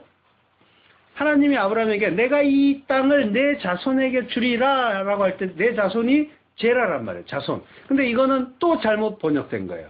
후손들을 얘기하는 것이 아니라 이게 시란 말이에요. 내 시에게 주겠다. 시는 또 뭐라고 해요? 이 시를 사도 바울이 해석해 주잖아요. 시는 그리스도다. 여럿을 가리켜 자손이라고 했는데 그 자손은 한 명인데 그게 그리스도라고 하는 거예요. 근데 번역도 잘못됐어요. 시예요. 오페르마. 헬라어로 오페르마 시인데 또 여전히 잘못 번역해 놔서 자손이라고 계속 하고 있는데 시란 말이에요. 이 시가 우리에게 담겨야 되는 거예요. 그 시가 우리 안에 들어올 때 그가 아들이 된다고 했잖아요. 시 있는 자. 그 씨가 있어야 생명을 낳을 수가 있으니까. 그러니까 씨가 있는 생명을 낳을 수 있는 존재를 남자라는 어떤 그 인간의 어떤 모형으로 우리에게 세상에 주셨잖아요. 그래서 그 남자를 통해서 씨가 전해지고 그리고 생명이 탄생되는 그 모습을 우리에게 주셨는데 이 씨가 그 성령의 모형이란 말이에요. 너희는 성령 받아야 생명을 잉태하고 낳을 수 있다는 거예요. 그걸 낳아야 너희가 하나님 백성이다 하는 거예요. 우리는 하나님의 뜻을 몰라서 그 엉터리 예배를 드렸는데 그 와중에도 뭐예요? 내가 너희의 종자를 견책할 것이다. 이거 무슨 말이냐면 내가 너의 씨, 그 내가 주겠다고 하는 그 씨, 그 누굴 얘기한다고 했어요? 그리스도를 징계하겠다고 하잖아요. 그래서 너희가 산다는 걸 또 한 번 보여주잖아요. 너희는 엉망으로 하는데 그 똥을 바치고 있는데, 그러니까 마음이 엉망인 상태에서 하나님 귀한 예물 드립니다 하면서 열심히 내놨는데 그거 안 받는다는 얘기예요. 그걸 똥이라고 하신단 말이에요. 자, 그 와중에서도 그리스도가 우리를 대신해서 우리의 죄를 대신해서 징계를 받을 거다라는 그 은혜의 복음을 선포하고 계신 거예요. 우리는 죽을 수밖에 없는 죄인인데 그리스도, 다른 하나님이에요. 그리스도. 하나님이 대신 죽어서 너희를 살린다. 이게 복음이란 말이에요. 그러니까 이 복음을 올바로 발견하고 깨달은 자가 무슨 말 하겠어요? 우리는 똥이나 바치고 있었고 똥이나 싸고 있었고 아무것도 한 게 없는데, 그러니까 나는 잘하고 있는데 너는 왜 그 모양이냐 이런 말이 나올 수가 없는 거예요. 다른 사람을 탓하는 말을 할 수가 없단 말이에요. 이 복음을 제대로 깨달으면 원망하는 말, 불평하는 말, 다른 사람 비판하는 말 이런 말이 안 나온단 말이에요. 내가 죄인 중에 계신데 나는 날마다 똥 싸고 있잖아요. 화장실에 가잖아요. 그게 그거 알라는 거예요. 네가 내놓는 거는 그거밖에 없다는 거예요. 인생, 그 일상에서 깨달으라는 거예요. 맨날 똥 싸면서 내가 내 몸에서 내놓는 게 배설물밖에 없구나. 이거 깨달아야 되는 거란 말이에요. 성도가 영으로 살아야, 성령으로 살아야 성령의 아름다운 그 열매를 내놓는데, 지난 시간에 했죠. 사랑과 희락과 화평과 오래 참음과 자비와 양선과 충성과 온유와 절제. 그런데 육으로 살면 뭐예요? 똥밖에 내놓을 게 없는 거예요. 나오는 건 모두 똥이라는 거예요. 들어가는 게 더러운 게 아니라 나오는 게 더럽다니까요. 그래서 그걸 깨달은 바울이 내가 배설물, 내가 지난 세월 동안 했던 그 자랑거리는 전부 배설물. 나는 전부 똥만 쌌다. 똥만 내놨다. 열심히 뭔가 했는데 그게 전부 똥이더라. 그리고는 뭐예요? 내가 죄인 중에 괴수다. 라고 고백을 하는 거란 말이에요. 성도는 그거 깨닫는 거예요. 내가 죄인 중에 괴수구나. 나는 하나님 앞에 내놓은 게 아름다운 거, 자랑스러운 거 하나도 없고 뭘 잘해서 내가 구원받은 것도 아니고 전적인 하나님의 은혜로 구원받는구나. 그 면목 없이 머리 긁으면서 들어가는 거예요. 부끄러운 구원이란 말이에요. 불같은 시험 가운데서 얻는 부끄러운 구원. 모두가 그거 얻는 거예요. 뭐 누구는 넉넉한 구원 얻니? 그런 거 없단 말이에요. 전부가. 자, 하나님이 이스라엘의 그 헌물을 똥이라고 하신단 말이에요. 다시는 받지 않겠다고도 하세요. 말라기서 2장 13절을 보면요. 너희가 이런 일도 행하나니 곧 눈물과 울음과 탄식으로 여호와의 단을 가리우게 하도다. 그러므로 여호와께서 다시는 너희의 헌물을 돌아보지도 아니하시면 그것을 너희 손에서 기꺼이 받지도 아니하시거늘. 예. 그러니까 하나님은 인간의 헌물을 똥이라고 하시고 다시는 받지 않겠다라고 다짐하고 결심하고 계시단 말이에요. 근데 금방 그걸 똑바로 잘 내라 이런 말씀을 하시겠어요? 그러니까 성경을 이 전체로 이 통으로 보는 게 아니라 부분 자기가 말하기 좋고 또 들으면 기분 좋은 그런 걸로만 뚝뚝 떼서 한단 말이에요. 그걸 가지고 하나님이 이런 말씀하셨습니다라고 얘기하고 있단 말이에요. 맥락을 전혀 고려하지 않고 이게 도적질하는 거예요. 하나님의 그 뜻. 하나님은 그 뜻으로 말씀하신 게 아닌데 그 뜻으로 써먹고 있으니까 그게 하나님을 도적질하는 거란 말이에요. 다른 게 도적질이 아니라. 하나님의 그 말씀, 그걸 바르게 깨닫지 못해서 진리를 말하지 못하는 걸 거짓 증거, 거짓말이라고 했잖아요. 참말이 뭐라고 했어요? 진리를 말하는 걸 참말, 알레테이아, 그 진리를 말하는 걸 참말이라고 하잖아요. 그리고 그걸 제대로 말하지 못하면 그게 거짓말이 되는 거죠. 진리를 말하지 못하면 거짓말이에요. 다른 사람을 속이는 걸 거짓말을 하는 게 아니라, 물론 이제 그거 하라는 얘기도 아니지만, 그러니까 성경에서 말하는 거짓말은 참말, 하나님의 그 참 뜻을 제대로 말하지 못하는 걸 거짓말이라고 한단 말이에요. 그게 하나님을 도적질하는 거란 말이에요. 그래서 바로 뒷부분에 너희가 완악한 말로 나를 대적한다라고 하나님이 야단치시는 장면이 나오는 거예요. 말라기서 3장 13절에 보시면 나와요. 너희가 완악한 말로 나를 대적한다. 11조는 인간의 소유물이 아니라 말에 대한 이야기란 말이에요. 하나님 말씀에 대한 이야기를 하시는 거예요. 말씀이에요. 말씀을 가지고 엉터리로 쓸 때 이 도적질이라는 말씀, 대적한다는 그 대적자가 뭐예요? 사탄이잖아요. 너희가 사탄이다라고 말씀하시는 거란 말이에요. 그러면 하나님은 뭐 받으세요? 제대로 된 11조. 그리스도의 영, 성령을 너희에게 주어 하나님 자신을 주시는 거죠. 그리고 하나님이 직접 성령이 열매 맺잖아요. 그러니까 하나님이 직접 열매 맺고 그걸 받겠다고 하시는 거예요. 그게 구원이에요. 그러니까 하나님이 다 하시는 거란 말이에요. 하나님은 성령 주셔서 택한 자들에게 그걸 알게 하는 거예요. 무슨 뭐 성령 주시면 우리가 큰 일을 하고 뭐 나가서 뭐 목숨 걸고 개척하고 이런 게 아니란 말이에요. 그거 깨닫게 하시는 거예요. 하나님 다 아시는구나 요거 깨닫게 하는 거예요. 그때는 그걸 제대로 알면 하나님이 보내시면 어디든 가도 돼요. 근데 그거 알기 전에는 내 힘으로 뭔가 하겠다고 나서면 그거는 배나 지옥 자식 만드는 거란 말이에요. 바리새인도 열심히 전도했어요. 하나님 알렸어요. 근데 뭐 했어요? 배나 지옥 자식 만들었어요. 제대로 깨닫지 못하면 엉터리만 하나님 대적하는 일만 열심히 하는 거란 말이에요. 바울도 열심히 교회를 위해서 열심히 일한다고 했는데 뭐 하는 거였어요? 교회를 핍박하고 예수를 핍박하고 그 일 했잖아요. 이게 그 이야기 하는 거란 말이에요. 자, 성령 받아서 큰일 하겠다. 이건 엉터리입니다. 하나님의 참뜻은 내가 다 하고 너희는 내가 하는 일에 증인이 될 거야. 내가 증인이 되게 할 거야. 이 얘기하시는 거예요. 그래서 요한계시록에 두 증인이 나오는 거고 하나님의 증인은 뭐 대단한 일을 하는 게 아니라 이 세상에서 죽는 자라는 걸 가르쳐 주시는 거예요. 그래서 큰 성길에서 증인들이 죽는 그 모습을 보여주는 겁니다. 그러나 그들이 부활하는 자고 영원히 사는 자다. 또 이걸 가르쳐 주시잖아요. 요한계시록 11장 7절 저희가 그 증거를 마칠 때 무적행으로부터 올라오는 짐승이 저희로 더불어 전쟁을 일으켜 저희를 이기고 저희를 죽일 터인즉 저희 시체가 큰 성길에 있으리니 그 성은 영적으로 하면 소돔이라고도 하고 애굽이라고도 하니 곧 저희 주께서 십자가에 못 박히신 곳이니라. 그러니까 소돔이라고도 하고 애굽이라고도 하면 뭐예요? 소돔처럼 그 불지옥, 불심판을 받아야 되는 곳이라는 거죠. 그 저희 주께서 십자가에 못 박히신 곳, 이 예루살렘, 이 세상이잖아요. 이 세상에서 못 박히셨잖아요. 거기가 애굽이고 결국은 뭐예요? 소돔성처럼 그 불로 심판받을 곳이라는 거예요. 백성과 족속과 방언과 나라 중에서 사람들이 그 시체를 사흘 반 동안을 목도하며 무덤에 장사하지 못하게 하리로다. 이 두 선지자가 땅에 거하는 자들을 괴롭게 한 고로 땅에 거하는 자들이 저희의 죽음을 즐거워하고 기뻐하여 서로 예물을 보내리라 하더라. 3일 반 후에 하나님께로부터 생기가 저희 속에 들어가매 저희가 발로 일어서니 구경하는 자들이 크게 두려워하더라. 예, 누가 죽여요? 증인을?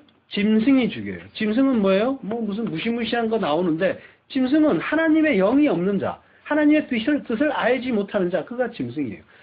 이성 없는 짐승, 잡혀 죽기 위해서 태어난 이성 없는 짐승, 그 짐승이 하나님의 영이 없는 자들이 증인을 죽이는 거예요. 물론 뭐 목숨을 빼앗는 그런 죽음이 아니라 그 거절하잖아요. 거부하고 그를 경멸하고 경혼하고 그렇게 하잖아요. 그리고 그래서 아포크테이노라고 해요. 죽이다, 살해하단 말이에요. 그러니까 이 죽음이 짐승이 증인을 죽이는 죽음이 어떤 죽음이냐면, 마태복음 10장 28절에 보면요, 몸은 죽여도 영혼은 능히 죽이지 못하는 자들을 두려워하지 말고 오직 몸과 영혼을 능히 지옥에 멸하시는 자를 두려워하라 라고 해요. 그러니까 몸은 죽여도 영혼은 능히 죽이지 못하는 죽음, 이게 아포크테이노예요. 그러므로 성도는 이 세상에서의 죽음, 뭐 왕따니 따돌림이니 외톨이니 이런 거, 많은 사람들이 모여드는 그 교회, 그런 곳, 나만 뚝 떨어져 있고 나는 외톨이가 된 것 같고 나는 시대에 뒤떨어진 것 같고 뭔가 많은 사람들이 모인 곳에 안전함을 느끼거든요. 사람들은 이게 뭔가 큰 흐름이고 대세고 나는 그 속에 들어있으니까 안전하다 이런 느낌을 받아요. 근데 이걸 아는 자들은, 성도는 이 세상에서의 그 죽음, 이 세상을 거부하는, 이 세상에서 떠나는, 이 세상에서 뭔가 이 세상의 것들을 사랑하고 이 세상의 어떤 법칙을 인정하고 그걸 따르는 삶을 그동안 살았잖아요. 근데 거기에서 돌아서는 게 두렵단 말이에요. 그 죽음처럼 두려운 거예요. 그리고 나의 모든 것, 나의 자존심, 나의 판단, 가치 판단, 세계관 이런 것 전부 뭐예요? 배설물이란 말이에요. 거기에서 돌아서는 게 힘들단 말이에요. 근데 그걸 죽음이라고 한단 말이에요. 다나토스의 죽음, 자기 부인의 죽음이란 말이에요. 그러니까 이 죽음, 이게 이 죽음을 말하는 거예요. 그 죽음을 두려워할 필요가 성도는 없는 거란 말이에요. 결국 어떻게 돼요? 3일 반 후에 하나님의 생기가 들어가잖아요. 그래서 저희가 일어서는 그 부활을 하는 거란 말이에요. 그 부활을 한 자가 영원히 사는 거죠. 영생을 얻는 거예요. 그러니까 인간은 뭐예요? 그 죽음을 죽을 수가 없기 때문에 끝까지 버티는 거예요. 못 죽어. 근데 못 죽나요? 안 죽나요? 그러면 결국은 멸망하잖아요. 죽잖아요. 그 죽음. 그건 뭐예요? 멸망의 죽음이란 말이에요. 그걸 네크로스의 죽음이라고 해요. 그러니까 성도는 이 인생 중에 다나토스의 죽음을, 예수님이 나를 따르려면 자기를 부인하고 자기 십자가 지고 따라오라고 하죠. 그 죽음, 자기를 부인하는 그 죽음, 그걸 하는 거예요. 그 죽음을 죽는 자란 말이에요. 그걸 죽고 그 다나토스의 죽음은 그냥 문인 거예요. 그때는. 근데 대부분의 인생들은 뭐예요? 이걸 모르는 거예요. 하나님이 눈과 귀를 열어주지 않으니까 내가 어떻게 해서든지 이 세상을 사랑하니까, 이 세상에 죽을 수가 없으니까, 달려야 되니까, 여기에서 쌓아야 되니까, 그래서 자랑스러워야 되고 존경받아야 되고 내가 기뻐야 하니까 그 삶을 열심히 살다가 결국 멸망하는 존재로 떨어지는 거란 말이에요. 구약 성경과 신약 성경은 따로 분리된 책이 아니라 하나의 책이에요. 생명책과 심판의 책이 따로 있는 게 아니란 말이에요. 성경 전체를 통전적으로 보면서 하나님의 뜻, 구원과 은혜와 사랑을 바르게 깨닫는 자에게 성경은 생명책이 되는 거예요. 근데 성경이 여러 가지 이야기를 하는 여러 권의 책으로 보이는 자에게 성경은 뭐가 돼요? 심판의 책들이 되는 거란 말이에요. 하나로 보이는 자에게는 생명책이 되는데 여러 가지 이야기, 여기에서는 이 얘기하고 여기에서는 또 이 얘기하고 여기에서는 건강하라, 뭐 부자가 된다, 여기에서는 뭐 하나님은 너에게 축복 주시기를 원한다, 전부 따로따로 다른 이야기들, 각각 다른 이야기를 하는 것, 그리고 거기에는 인생을 위한 주제들이 담겨 있는 것처럼 이야기하는 것, 이게 뭐예요? 책들인 거죠. 그때는 그게 심판의 책들이 되는 거란 말이에요. 똑같은 성경책인데 어떻게 보느냐에 따라 생명책이 되고 심판의 책들이 되는 거란 말이에요. 자, 요한계시록 20장 12절에 보면 또 내가 보니 죽은 자들이 물론대소하고 그 보좌 앞에 섰는데 책들이 펴있고 또 다른 책이 펴졌으니 곧 생명책이라. 죽은 자들이 자기 행위를 따라 책들에 기록된 대로 심판을 받으니. 예. 심판을 받는 건 책들에 기록되어 있단 말이에요. 내가 이거 하면은 하나님이 벌 주시겠지, 죄라고 하시겠지. 하나님 저 이런 죄 졌습니다. 용서해 주세요. 이건 뭐예요? 책들을 보는 거예요. 하나님은 뭉뚱거려서 여기에서 벗어나면 너는 죄와 관계없어. 이렇게 말씀하시는데 그걸 하나하나 세목화해가지고 요거 하면 복 주시고 요거 못 지키면 벌 주시는데 하나님 저는 이번 주에 무슨 죄 졌습니다. 요거 말하고 있으면 뭐예요? 책들이 되는 거란 말이에요. 하나님 무슨 말씀하세요? 자기 중심으로 살던 거기에서 돌아서서 하나님 중심으로 돌아서라. 선악의 판단을 하는 건 오직 하나님밖에 없다. 너희는 판단의 주체자가 아니다. 그러니까 선악 판단에서 벗어나고 모든 것을 하나로 하나님의 선하신 뜻 하나로 보는 독생자가 되라 라고 하시는 거예요. 하나로 보는 아들이 되라고 하는 거죠. 그러면 뭐예요? 그는 죄와 무관한 자란 말이에요. 그 사이에 선악을 가르는 자에게 죄가 있는 건데 그 선악 판단의 그 선을 없애버리면 선악 판단 자체 체계 자체를 없애버리면 그에게는 뭐가 남아요? 판단의 근거가 없어지잖아요. 하나님은 그걸 판단하지 못하게 되시는 거예요. 그래서 그는 그냥 죄와 무관한 자. 이게 죄였으니까 구분하는 게 죄란 말이에요. 이거는 좋은 거, 이거는 나쁜 거. 이게 뭐예요? 둘로 나눠서 보는 거란 말이에요. 그거는 인간의 그 선악 판단이 기초가 되는 거란 말이에요. 그리고 거기에 바탕에는 내 유익이 담겨 있단 말이에요. 항상 그 바탕에는 내가 이익을 보면 그거는 좋은 게 되는 거고 내가 손해 보면 그건 나쁜 게 되는 거예요. 다른 사람과 관계없어요. 항상 상대적이란 말이에요. 이 선악이. 근데 진리는 그렇지 않단 말이에요. 하나란 말이에요. 변하는 게 아니란 말이에요. 거기에서 벗어난 자. 그는 뭐예요? 죄와 무관한 자. 죄를 없애주는 정도가 아니라 죄와 관계없는 자를 만드는 게 구원이라니까요. 죄라는 게 뭐예요? 하나님의 그 은혜 알게 해주려고 잠시 사용되는 도구란 말이에요.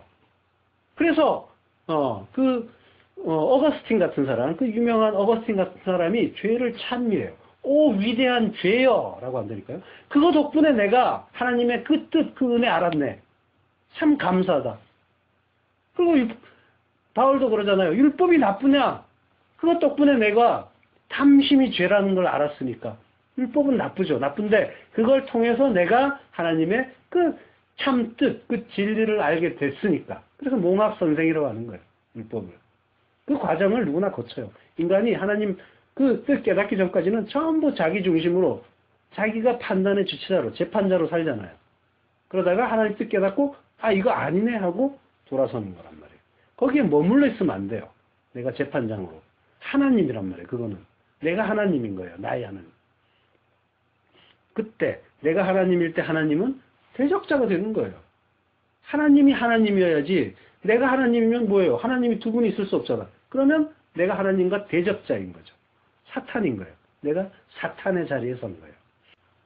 자, 성경이 구원의 복음, 하나님의 사랑과 은혜를 가르쳐주는 하나의 책으로 보여야 그게 구원인 거예요. 그런데 다들 성경을 인생의 무슨 매뉴얼이라고 하고 또 인간 사용 설명서다 뭐 이런 말들을 해요.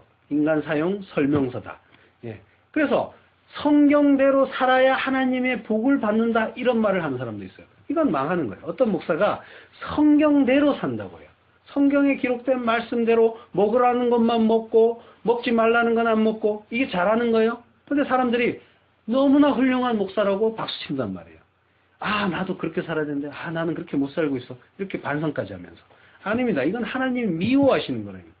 미워하시는 거예요. 큰일 나는 거예요. 가룟 유다가 예수님께 그 떡의 부스러기를 받아먹고 예수님을 파는 자가 되는 것이나 이스라엘이 돌로 사람들을 쳐서 죽이는 것 이게 다 뭐예요? 말씀을 온전하게 깨닫지 못하니까. 떡은 뭐야? 하나로 받아야 되는데 부스러기로 받았단 말이에요. 붓소면이라고 해요. 부스러기로. 말씀을 통으로 받지 못하고 조각조각으로 받았단 말이에요. 그러면 부스러기가 되는 거예요. 그거 받았더니까 어떻게 돼요? 예수 파는 자가 되는 거예요. 죽이는 자. 그리고 이스라엘 사람들이 그 반석을 통으로 받아야 되는데 그 말씀을 통으로 받아야 되는데 그 반석을 부스러기로 받으니까 돌덩이가 되고 그 돌덩이로 뭐예요? 다른 사람 쳐서 죽이는 짓거리 하고 있었잖아요. 그거란 말이에요. 우리도 지금 뭐예요? 그거 제대로 완전하게 깨닫지 못하면 내 마음에 열심히 율법을 세워가지고 그걸로 다른 사람 쳐 죽이잖아요. 너 왜 이렇게 했어? 왜 이렇게 해야지 왜 이렇게 안 했어 뭐 이러면서 다른 사람 비판하고 자기가 하나님처럼 그 돌팔매질을 하고 있단 말이에요. 그 율법의 그 무화과 나무 뒤에 숨어서 선악과 뒤에 숨어서 짱돌 들고 있는 게 인간의 모습이에요. 하나님 피해서 선악과 뒤에 숨었단 말이에요. 숨었는데 짱돌 들고 있는 거예요. 그래서 걸린 놈 나타나면 바로 돌 던지는 거예요. 대가리 깨는 거예요. 전부 그거 하고 있잖아요. 선악과 뒤에 숨어서 선악을 열심히 판단하면서 말씀을 토막내면 생명의 말씀이 아니라 다른 이를 죽이는 사망의 율법이 되는 거예요. 하나님의 모든 말씀은 사랑 하나로 결론이 나요. 예수 그리스도가 바로 하나님의 사랑의 그 증거고 그분의 십자가 공로가 또한 사랑을 담고 있는 거고 하나님이 자기를 계시하시고 말씀하시고 성육신하시고 십자가에 죽으시는 그 모든 게 이 십자가 희생, 십자가 공로인 거예요. 창조주가 피조물에게 자기를 드러내는 것 이거 자체가 이미 자기를 죽인 거예요. 십자가예요. 이미.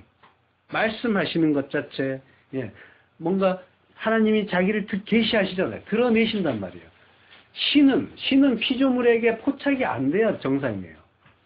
어떻게 피조물이 그 크신 신을 영적인 존재이신 신을 깨달을 수가 있겠어요. 불가능하단 말이에요. 하나님 모르는 사람들의 그 행태를 보시면 알잖아요. 이성 없는 짐승들의. 불가능한데 하나님이 자기 백성에게 자기를 드러내신단 말이에요. 이게 희생인 거예요. 십자가인 거예요. 낮아지신 거예요. 그리고 그 내용과 과정이 모두 예수 그리스도고 사랑이고 그 예수 그리스도가 또 진리고 생명이고 결국은 사랑이란 말이에요.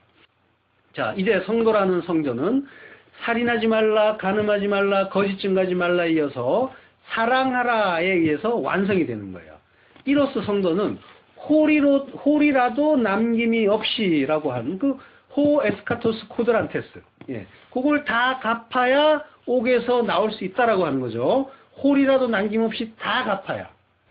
그러면 그걸 다 갚으면 옥에서 나오게 되는 거죠.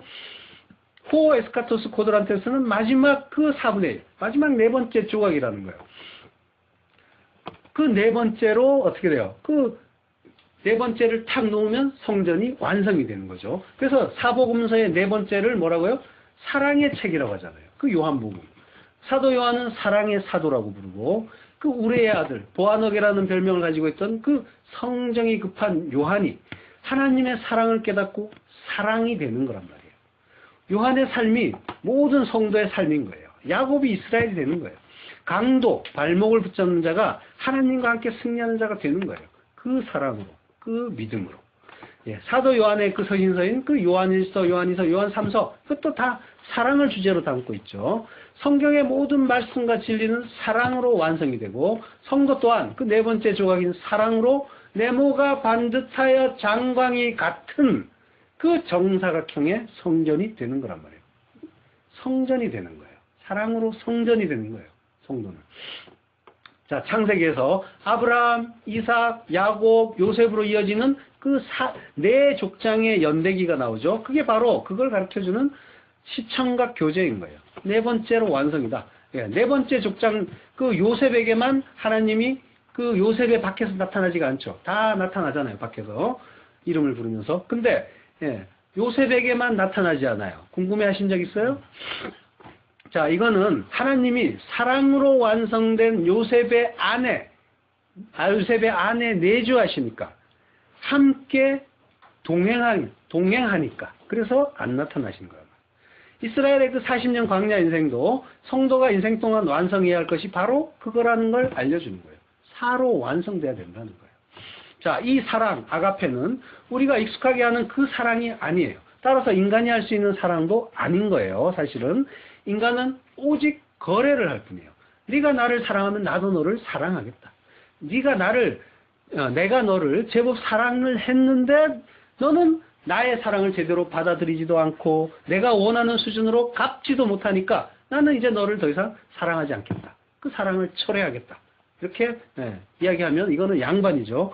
감히 내 사랑을 무시하면서 너를 미워하고 저주할까 하면서 칼부림까지 나잖아요. 이게 인간들 수준의 사랑이에요. 그러니까 단어만 같은 거예요. 하나님의 그 사랑, 아가페의 사랑과 인간들이 그 욕망하는 그 그 사랑과는 다른 거란 말이에요. 우정이라고 하는 그 필리오도 사랑이라고 이렇게 번역이 되기도 하고, 또 에로스라고 하는 그런 그것도 또 사랑으로 번역되는데, 사랑이 여러 개가 있어요. 근데 뭐예요? 아가페의 그 사랑은 아니란 말이에요. 그건 인간이 할 수 있는 사랑이 아니에요. 인간들이 하는 건 사랑이 아니라 거래인 거예요. 주고받는 거래고 팔고 사는 매매란 말이에요. 인간은 선악의 두 마음인 그 탐심에 따라서 자기의 이해 득실에 기반한 그 선악을 판단하면서 상대에 대한 그 호불호, 좋고 나쁜 걸 구분할 뿐이에요. 이거는 피를 나눈 가족 간에도 여지가 없고, 그리고 죽도록 사랑하니 뭐 어쩌니 하던 그 운운하던 연인이나 부부 사이에도 역시 마찬가지예요. 인간은 뭐예요? 결국 사랑을 흉내낼 뿐이고 참된 사랑은 하지 못하는 존재란 말이에요. 그러니까 절대로 인간은 자랑할 게 없는 존재란 말이에요. 내가 누군가를 사랑하지도 못했으면서, 제대로 사랑하지도 못하면서 왜 사랑을 구하느냐 말이에요. 왜 나에게 관심이 없냐, 왜 나에게 제대로 대접해 주지 않느냐고 혼내고 성낼 게 뭐가 있냔 말이에요. 나도 역시 제대로 못하고 있다는데. 결국 인간은 사랑을 흉내낼 뿐, 진짜 사랑은 하나님뿐인 거예요. 하나님만 사랑이신 거예요. 사랑이신 그 하나님의 그 사랑은 성도에게 어떻게 나타납니까? 여기에 대한 오해가 기독교 전체를 오염시키고 있는 거예요. 많은 교인들이 하나님은 사랑의 하나님이다, 알기는 잘 알아요. 그런데 우리에게 좋은 것 주시는 하나님이다, 좋은 것 주기를 원하신다, 하늘 창고에 가득 쌓아놓고 기다리고 있는데 왜 기도 안 하느냐, 받아가라, 뭐 이렇게 말하죠.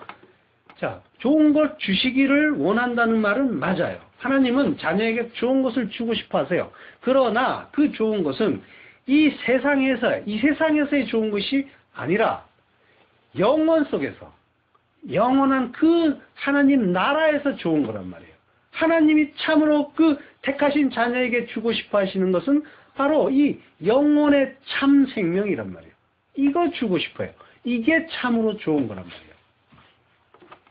근데 인간이 내가 원하는 게 이루어져야 기쁘고, 그게 안 이루어지면 슬프다면 그는 뭐예요? 하나님 백성이 아직은 아닌 거예요. 내가 원치 않고 기뻐하지 않고 오히려 싫은 상황이 벌어져도 성도는 그걸 말씀으로 받고 그 말씀 속에서 하나님의 뜻, 레마를 깨닫는 거예요. 아, 나를 죽여가시려고 내가 싫어하는 그 상황을 허락하시는구나. 나의 그 선악 판단을 깨주시려고 하는구나. 이 자리로 가야 되는 거란 말이에요. 그 레마를 발견하셔야 되는 거예요. 그러면 말씀은 언제나 구원의 복음으로 결론이 날 거예요. 이걸 깨달은 성도는 하나님께 감사하고 기뻐하게 되는 거란 말이에요. 그래서 내 꿈이 박살나고 내 자존심이 무참하게 짓밟히고 내 체면이 우습게 될 때 성도는 오히려 하나님의 더 크신 은혜를 발견하고 감사하게 되는 거란 말이에요. 하나님은 잠시 후에 불타 없어질 이 세상에 좋은 것이 아니라 참으로 좋은 그 생명을 주시기 위해서, 영원한 하나님 나라의 백성으로 만들기 위해서 성도에게 광야 40년의 인생을 살게 하시는 거예요. 광야 40년의 인생, 여기에 성도의 인생이 축약되어 있는 거예요. 광야란 말이에요. 물이 있는 그 쉴만한 물가가 아니라 광야를 살게 하는데 사로 완성되는 그 기간인 거예요. 그래서 광야 40년이에요. 그 속에서 각양 고난과 환난과 대적을 통해서 열심히 우리를 끌고 가시고 인도하시고 그리고 징계하시는 거란 말이에요. 그래서 징계가 없으면 아들이 아니다라고 하는 거예요. 그러나 그 징계, 파이데이아는 뭐라고 했어요? 교육, 양육의 뜻이 있다고 했죠. 그러니까 징계처럼 보이는 성도의 삶 속에 하나님이 성도를 아들로 만들기 위한 교육과 양육의 목적이 담겨 있다는 거예요. 징계처럼 보이는 그 일은 실상은 성도에게 영생을 주시려는 하나님의 크신 사랑이 담겨 있는 거란 말이에요. 허리에 띠띠우고 그 원치 않는 곳으로 끌고 가시는 것, 이게 하나님의 사랑이에요. 육을 입고 있는 우리 그 두 마음, 탐심은 즐거워하지 않지만 하나님은 더 먼 곳, 영혼을 바라보시는 거란 말이에요. 우리를 도살할 양처럼 취급하시는 게 사랑이에요. 도살장으로 질질 끌고 가는 게 사랑이란 말이에요. 바울이 한탄하잖아요. 하나님이 우리를 도살할 양 취급한다고, 사도가. 근데 뭐예요? 그게 사랑이라니까요. 그렇게 끌고 가는데 그걸 악오라고 한다고 했죠. 악오로 끌고 가서 두 살알 양처럼 자기 부인의 죽음, 다나토스의 죽음을 죽이시고 영원한 그 멸망의 죽음, 네크로스를 피하게 해주신단 말이에요. 그리심산의 축복과 에발산의 저주를 다 합쳐서 하나님의 사랑이에요. 그리심산에만 이스라엘 지파를 세우고 에발산에는 이방인을 세운 게 아니란 말이에요. 두 산에 각각 6지파씩 세웠어요. 축복과 저주가 모두 12지파, 아들, 12지파, 12 아들이란 말이에요. 아들에게 주어지는 거예요. 그걸 통해서 자라게 하는 거란 말이에요. 그리스도의 장성한 분량으로. 이게 하나님의 사랑이에요. 잠언 13장 24절 초다를 참아 못하는 자는 그 자식을 미워함이라. 자식을 사랑하는 자는 그 인실이 징계하느니라. 이게 그냥 단순히 가정교육에 대한 그런 말씀이 아니에요. 하나님이 우리를 이렇게 우리를 취급해 주실 거라는 거예요. 은혜예요. 구원의 복음이란 말이에요. 자, 우리에게 오시는 성령은 바로 그 사랑을 깨닫게 하시는 거예요. 무엇보다 우리를 위해서 죽어주시고 친구라고 칭해주시는 그 가장 큰 사랑을 알게 하시는 거예요. 요한복음 15장 13절 사람이 친구를 위하여 자기 목숨을 버리면 이에서 더 큰 사랑이 없나니. 이스라엘 사람들에게 친구라는 개념은 다른 사람을 위해서 자기 목숨까지 버리는 가장 가까운 사람을 가리키는 말이에요. 구원이란 건 이처럼 하나님이 우리를 위해서 죽어주시고 우리를 친구, 벗으로 불러주는 거예요. 생명을 주셨으니까 아버지죠. 그리고 아들이고 근데 목숨까지 버리면서 구원해 주시니까 그분과 우리는 뭐예요? 벗의 관계인 거예요. 친구. 그 사랑을 알게 된 성도만이 항상 기뻐하고 범사, 모든 일에 감사하게 되는 거예요. 뭘 잘해줘서 감사한 게 아니에요. 뭘 잘줘서 감사한 게 아니에요. 좌편의 염소는 아버지에게서 자기 마음에 드는 좋은 것을 얻어낼 때만 기뻐하고 감사하겠다고 하죠. 그걸 주지 않으면 줄 때까지 부르짖고 때를 써요. 밥까지 굶어가면서. 그러나 우편의 양은 아버지가 주시는 모든 것이 사랑임을 깨닫고 좋으신 아버지니까 그것으로 기뻐하고 감사하는 거예요. 모든 말씀, 성경, 사건과 사고, 현상, 그 모든 하나님이 우리에게 주시는 말씀 속에서 그 사랑을 깨닫는 자, 그가 참된 아들인 거예요. 그렇게 아들이 된 자들은 하나님의 그 사랑, 참된 구원의 복음을 전할 수가 있게 되겠죠. 이게 성도의 이웃 사랑이고 사랑을 행한다, 실천한다 하는 거예요. 성도가 할 수 있는 사랑은 바로 이거란 말이에요. 불신자들이나 타 종교인들도 하는 그 선행과 구제가 사랑의 진의가 아니에요. 그것도 물론 하되, 그것도 하지 말라는 얘기가 아니라 그것도 하되 하나님의 그 참사랑, 이걸 바르게 깨달아서 바르게 전해야 하는 거예요. 이게 사랑이에요. 그게 사랑은, 이게 사랑의 빚을 갚는 거란 말이에요. 그리고 그걸 행할 때 하나님을 사랑한다라는 그 증거가 되는 거란 말이에요. 그러니까 우리가 그 사랑을 할 때 하나님 사랑을 하나님이 인정해 주는 거란 말이에요. 그러니까 이웃 사랑을 할 때 하나님은 너희가 하나님 사랑도 했다라고 하는 거예요. 그래서 이웃 사랑과 하나님 사랑은 똑같아라고 성경에서 말씀하시는 거예요. 그래서 자, 마지막 요한일서 4장 7절에서 10절 읽으면서 마치겠습니다. 사랑하는 자들아, 우리가 서로 사랑하자. 사랑은 하나님께 속한 것이니 사랑하는 자마다 하나님께로 나서 하나님을 알고 사랑하지 아니하는 자는 하나님을 알지 못하나니 이는 하나님은 사랑이심이라. 하나님의 사랑이 우리에게 이렇게 나타낸 바 되었으니 하나님이 자기의 독생자를 세상에 보내심은 저로 말미암아 우리를 살리려 하심이니라. 사랑은 여기 있으니 우리가 하나님을 사랑한 것이 아니요 오직 하나님이 우리를 사랑하사 우리 죄를 위하여 화목제로 그 아들을 보내셨음이니라.